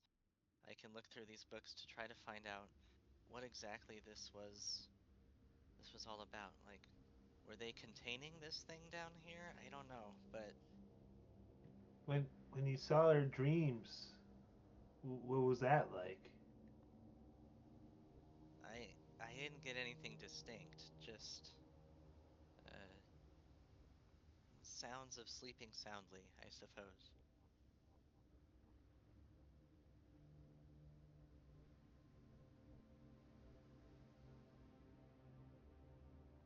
This is gonna require uh, looking into this. We don't have uh, planar travel, so regardless of how quickly I want to get there, it's just not going to be uh, feasible. So I need to look into this and try to make this right, I suppose. Stay in contact with them.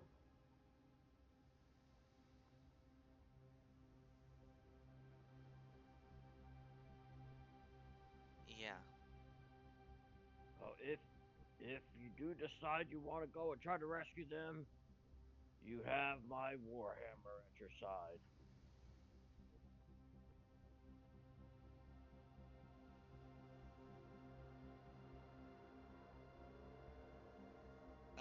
I thank you for that. Um, but first I mean, I ain't going with you. You can borrow my warhammers, but no, just oh, okay. I Well, thought that was your favorite kidding. favorite Warhammer. No, it was No, Pappy's Warhammer. yeah, my granddaddy's warhammer. Check, check, check. oh, there you are. Oh, sorry, guys. Hey, Adam, I'm gonna look through their clothing. Is there anything they have? Nope, nothing of interest. Maybe some odds and ends, but I would say, especially on the wedding attire, no pockets or anything like that. Nothing stored inside. Okay. I'll fold them neatly on the bed and say, Celine, I'm sorry for your It's I don't think anyone could have foreseen this happening. You're very Should we But gracious. I pack am up these books and bring them back to the capital with us? how I how many are there? Quite a few. I would say between the two bookshelves, you're probably looking at somewhere between like 40 and 60 books. Is there any wagon or anything outside of the chapel? Saline, I'll let you decide that. Would your grandparents have had a wagon or a cart or something like that nearby? They would need something to like go go out and collect their medicines and stuff. So I think they probably, I think, but last time we mentioned that there was like a carriage or something and it wasn't here. So I think I might be misremembering. Nobody would have brought a new one, so if it wasn't here last time, it wouldn't be here now.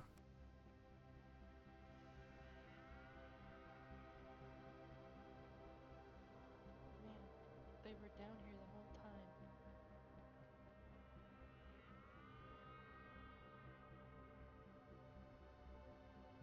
How long have you been writing your letters?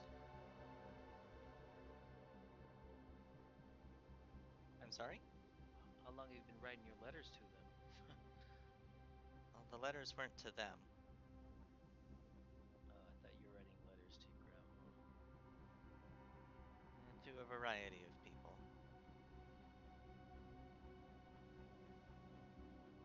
Well, whatever's happening is not happening tonight. I will stay awake a bit longer, try to find what information I can here, and then I guess we have no choice but to go back to the capital. There might be more information on this prototype on Shaylin, or locked away in the most well-kept secrets of the capital, but we have authority to investigate that, so... And I will just tell you, based on what you've learned in your time in Carolinian so far, remember, this is kind of like the frontier. So your amount of like historical books or books with deep knowledge is fairly rare. Something of this rarity, you think the best place to actually look for stuff about this would be in the Imperial City, which is very, very far away. But there is a really massive library there that is supposed to hold like all the collected works and knowledge from the entire reign of the Anwirian Empire. And some even from before, back when the Andu people first came here. So you have a lot of like historical accounts. That's where you can think of as like the educational and cultural hub of this area is. I don't think you guys are familiar with that. I'll take you over to that other map again real quick. But the Imperial City of Anwir, this is where the old seat of the Empire was before the Empire collapsed, is down here. So this is where you can think of there being massive libraries, some of the oldest foundations of civilization in this area. I suspect the answers, or at least some direction of your grandparents, might be found in these books, either piecing it together or a journal or something. So Serena's right. Get a good sleep, and then we'll take your grandparents' books with you. I heard you like books anyway, so there must be something in here. It's Like, gotta be. why else would they be targeted, you know? Well, there's nothing we can do tonight, like you said. Just try to get some sleep, and I'll take second watch.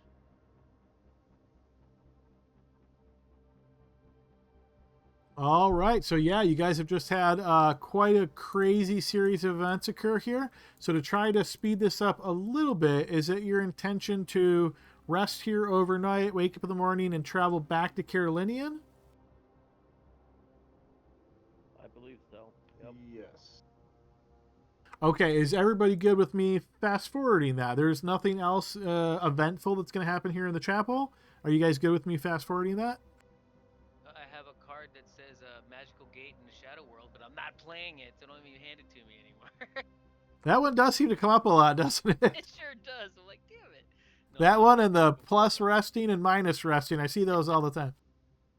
All right, so if there's no objections, then we're going to assume that you guys have slept here overnight. You get, waking up in the morning, eat a ration, something like that. You guys then set off for the capital. Based on what I'm seeing here, it's going to take you a little bit over a day to get there. Do you guys want to press on, or are you guys going to sleep out overnight once again? Press on. Yeah, let's press on. All right, mostly just for descriptive purposes, I will tell you that as you guys are traveling back, this is now the 31st of Faniel. You're experiencing cold weather, and there is a severe thunderstorm that occurs overhead as you guys are making your way back. It's miserable traveling. You're cold, pulling your cloaks tighter, that kind of thing. But eventually you press on. You do make it back to Carolinian, and you're kind of miserable by the time you get back. So I imagine you guys head to the castle, get in front of a fire, warm your bits up, do the best you can. Blixel, you're still blind, which is no surprise to you. But you end up sleeping through that night, waking up the next day. You would benefit from a long rest. And then we would be on the 32nd of Faniel, so the last day of the month, and you guys would be in Carolinian proper.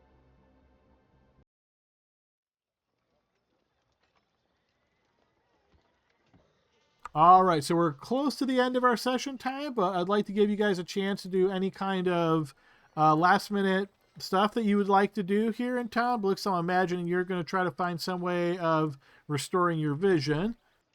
Yes, I'm going to pray to Avani every night, really badly, and B, try to find something that can either do lesser restoration or greater restoration.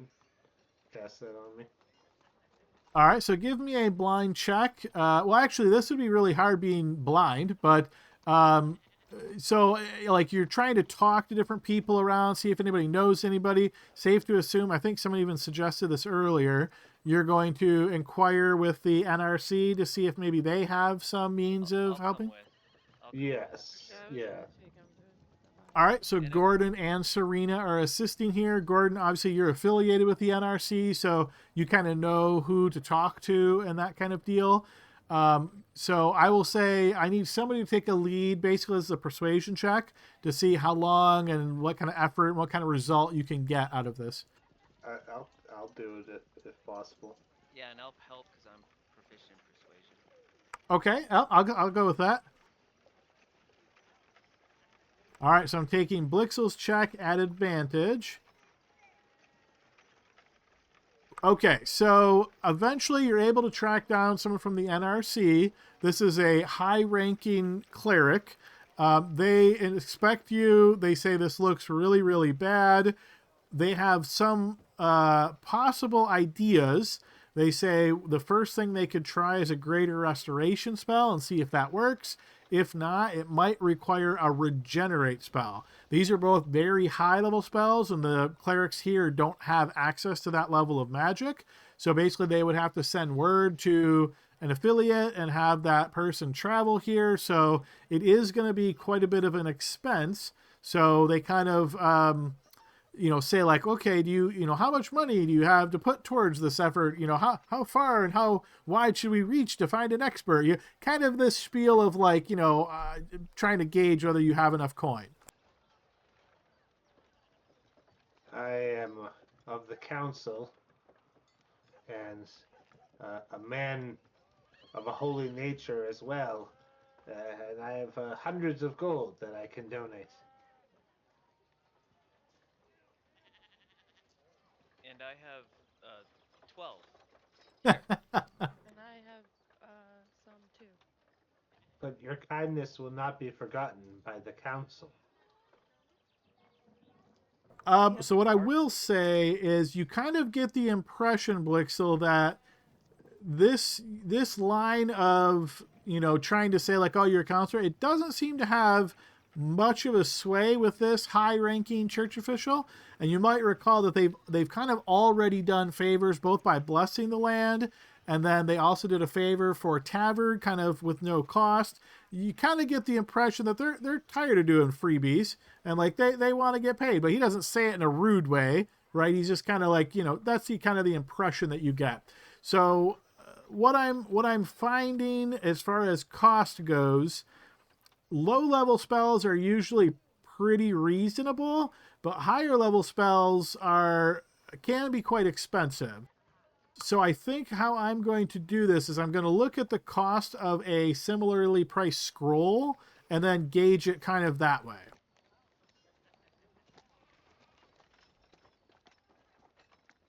So while I'm looking that up, is there anything else anybody else is doing in town?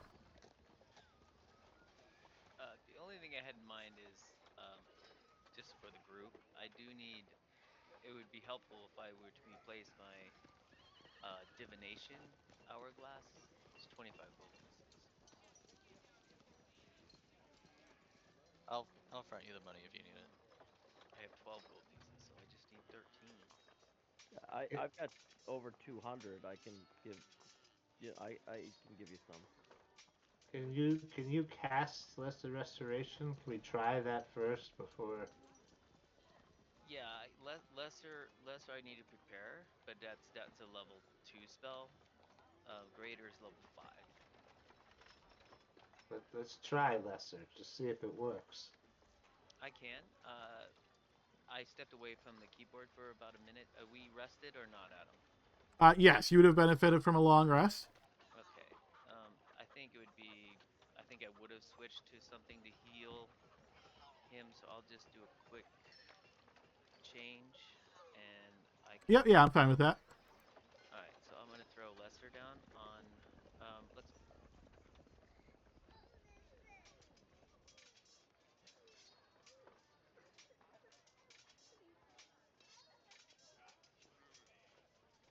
Lesser restoration has no effect. Good try. I'm doing everything I can. It's just beyond my abilities. And I'll take 13 gold for Uh, you, Tavard, if you want. Yep, good to go. Okay, I have 0. Hey Adam, well that's going on and everything. I'm going to just ask, how much would it cost to get either my Warhammer to get it to become magical, or to get a magical Warhammer, even if it's not a +1, just a standard magic. So basically, you'd have to look around in the shops and see if you can find something like that, or hire someone to enchant. I would say you would know that roughly you're looking at somewhere in the like 1,000 gold piece or less, somewhere between 500 and 1,000 is probably what you would guess for that service. All right, I'll wait until I find one using a green card. Okay, thanks. And we did also mention Serena could get her shipwrecker properly fitted, not half fitted. You could certainly look to find a craftsman that can do that on a more permanent basis, but because the weapon itself was not designed to be used as a pole arm, there's always going to be some risk. As a reminder, right now, anytime that Serena makes a fumble on an attack roll, there's a 25% chance that it breaks. So if you get like an expert to create one of these, it might drop the percent down to like 10 or 5, but there will always be a chance. Oh, okay, got it. Okay, so on a quick look here, based on what I'm seeing, Blixel, roll me 2d10, please.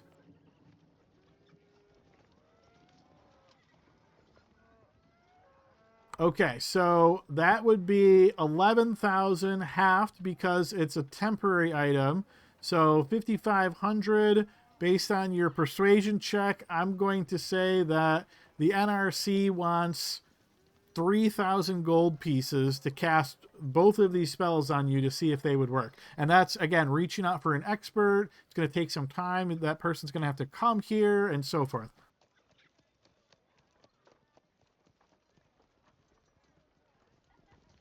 ah, well, it's more than what I personally have. But maybe I could see if my friends could perhaps lend me some money or something like that. Just start a GoFundMe and do that. Yeah. The Yeah, one person NRC. asked me, "Do you have 13 gold pieces?" And Blix was like, "You got 3,000?"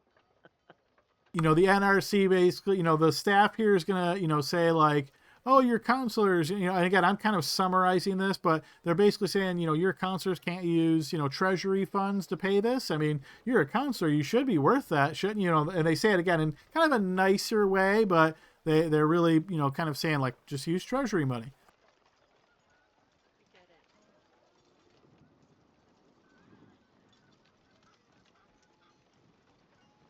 All right. So if there's anything else you guys want to try to resolve in the couple quick minutes, otherwise, my question to you guys is, what is your intention for next session? We are currently on the last day of the month. The next session of council wouldn't be for about 2.5 weeks. So you're looking at, 16, 20 days really until the next session of council. Do you have intentions of going back to the mountains? Do you want to fast forward that time, go to the next session of council? What are you guys thinking?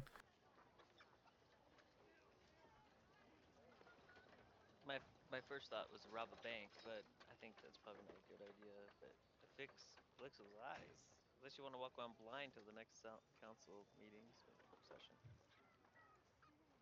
I hate to say it, but I think maybe we ask if we can secure funds to pay them. Yeah, I think that's the best course of action, or really the only course of action, right? And Tannen gets a pay cut. Well, it could be a loan, and then when we harvest the gold, we could. Coming in a little bit quiet, Libby. I'm not sure I heard you. Perhaps it could be a loan, and once the mine is secured, that could restore the funds to the treasury. Okay, so it sounds like you guys want to ask Lord Tannen about that since he's the treasurer, and you want to see if you can borrow that money and then pay it back to the treasury? Sure. So because he's new in this position, now that the new ruler is in place, I'm going to say he's a little bit apprehensive about this, but it's going to come down to a check. So Blix, will go ahead and throw me a persuasion check.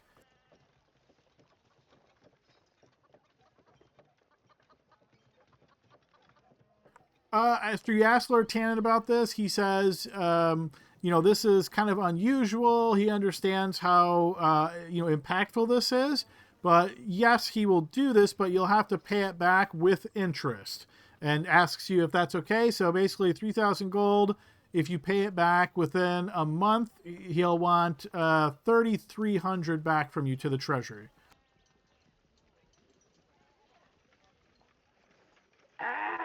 All right. Well, okay. I mean, That's them casting both spells on you. Would they be willing to cast one at a time, see if it works, then cast the other spell? Yes, but the price wouldn't change. might as well regenerate something if I'm missing like an internal organ I don't know about or something. Well, remember, your Alright. eyes are basically burnt to a crisp. So your eyes are not working because they're literally like turned to cinders. So you're agreeing to Lord Tannen's proposal? Yeah, that's fine. I was maybe gonna give you a portion of my share of the mine, Tannen, but that's okay. I'll just keep it by 10% for me. And he will remind you this money's not going to him. It's just going to the treasury, which again, as counselors, you guys have some authority to spend. So yeah, it's kind of almost like, robbing Peter to pay Paul in a sense. I just, I don't want to take from the treasury when we don't have all that much in there, Tannen, Lord Tannen agrees with you, and he hopes that blessing from the NRC really comes out to help with this issue. Okay, so I'm writing this down. So you're taking 3K gold out of the treasury. You'll owe 3,300. I'll do updates on the sheet here momentarily. But so the short version of this is Greater Restoration does not do the trick. So they try this first, and then Regenerate, however, will fix your issue. So based on timing here, to get the expert to get here and to cast this spell, roll me a 2d6, Blixel. Roll low. 7 days. Okay, so by the 7th of Pacifiel, the next month, that's when the expert will arrive and be able to heal you. So are we good saying that you guys for the 7 days are just taking care of like personal things and so forth? Yep. Robbing banks with Gordon. Yep. Okay. All right. So I'm going to advance the 7 days just kind of quickly, just checking those days. Okay. So the prior day to the 7th, you had another thunderstorm. Again, nothing too crazy. However, maybe this is portentful, but on the day that the expert arrives, there's actually a hurricane that hits Cariele. and this has caused quite a bit of strange chaos and stuff. Really high winds, damaging buildings, that kind of thing. But nonetheless, the expert has arrived. He's cast a spell. Your eyes are healed. And yeah, you can start seeing again. So for 7 days of blindness, you can decide what you did during those days. But yeah, you're finally healed. He tried to write music and songs with only using his hearing. All right, maybe he's invented a very primitive form of Braille or something, right? Trying to document music notes that you can feel. But all right, okay, guys, so that takes us to the 7th. So now you have about 13 days to the next session of council. So is it your intention to fast forward to the session of council for next session, or you guys have other plans? I mean, over those 7 days, Saline will be looking through the books with basically all her free time that we took from the chapel. And I don't know if my background feature applies here, but it was a collection. So she will try to find any information she can about this dread creature and where it took them within these tomes now that she's got all this free time on her hands.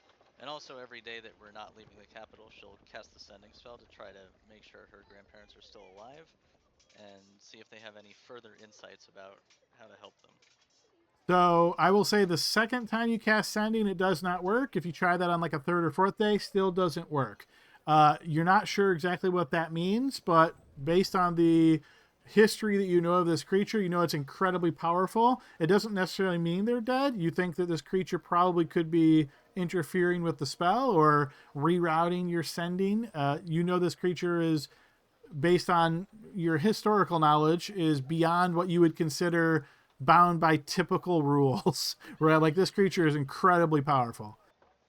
All right, so I've got a note here that you're going to spend a significant amount of time studying those books to see what else you can learn. I can definitely follow up with you that next session.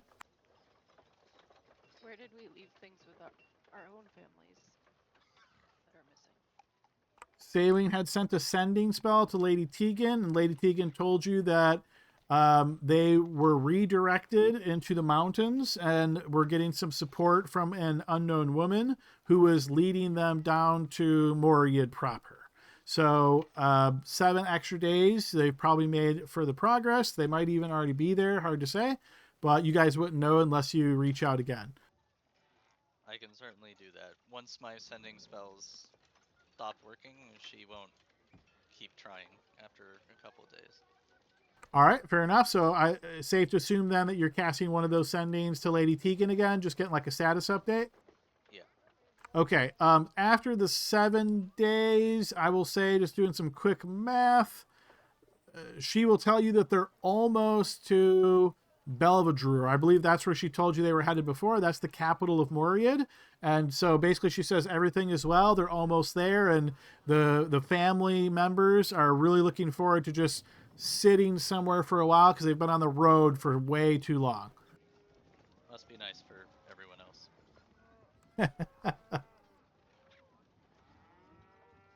All right. So we have a couple of other little things like updates from petitioners and things to address next session. But again, I really want to get an idea from you guys.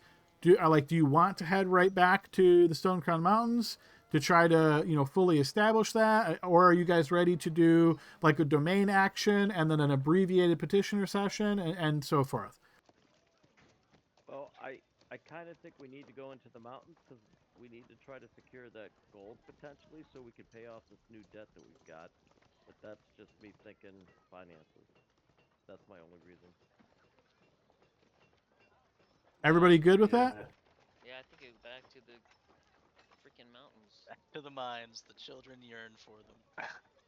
All right, so I will assume then that you guys are headed back to the Stone Crown Mountains to try to secure that. And here's my challenge to you guys is, and feel free to discuss this in Discord before next session, tell me what you think secured means, because obviously you found a lot of different things. If secured means kill the Gorell and then you're going to call it secured, that's one thing. If you want to try to go in every nook and cranny in the mountains and search, high and low, obviously that means something completely different. So you guys tell me what, fully secured means so I know how much delving you're going to be doing in the mountains. Is that fair? Does that work for everybody? Yeah, that makes sense. Yep. I mean, Could I think every expedition needs some form of security anyway. could we start setting up a mining camp in the abandoned village in the meantime, so they're Ooh, ready good call. to move in the moment that we have a safe route to the mine? You absolutely could. So I assume that means you're going to tell Dwally to get his people there because you want them working on it with the expectation that you think the area will be secure soon. Is that what you're aiming for? Yeah. Okay, fair enough. Okay, all right. Well, guys, I think I've got enough so I can be prepped for next session. I know we're a little bit over. Appreciate everybody's time. Just want to make sure we've got a smooth session next time. So we will anticipate that you guys will head off back to the mountains and continue searching through there. Like I said, between now and next week, just write in Discord or someone send me a message and say, here's what we're considering security, and that's how much I know, to try to gauge how much content. There's a lot down there, I will say still. So if you guys want to try to cut it off at some point and say, okay, we're going to, from this point on, we're not going to worry about it because we think it's, enough safety between that point and back to the mine area, then, that makes sense. But you guys just let me know. Other than that, great session, everybody. Hope you all enjoyed it, and we will see everybody next week. Good job. See you guys. Again, guys.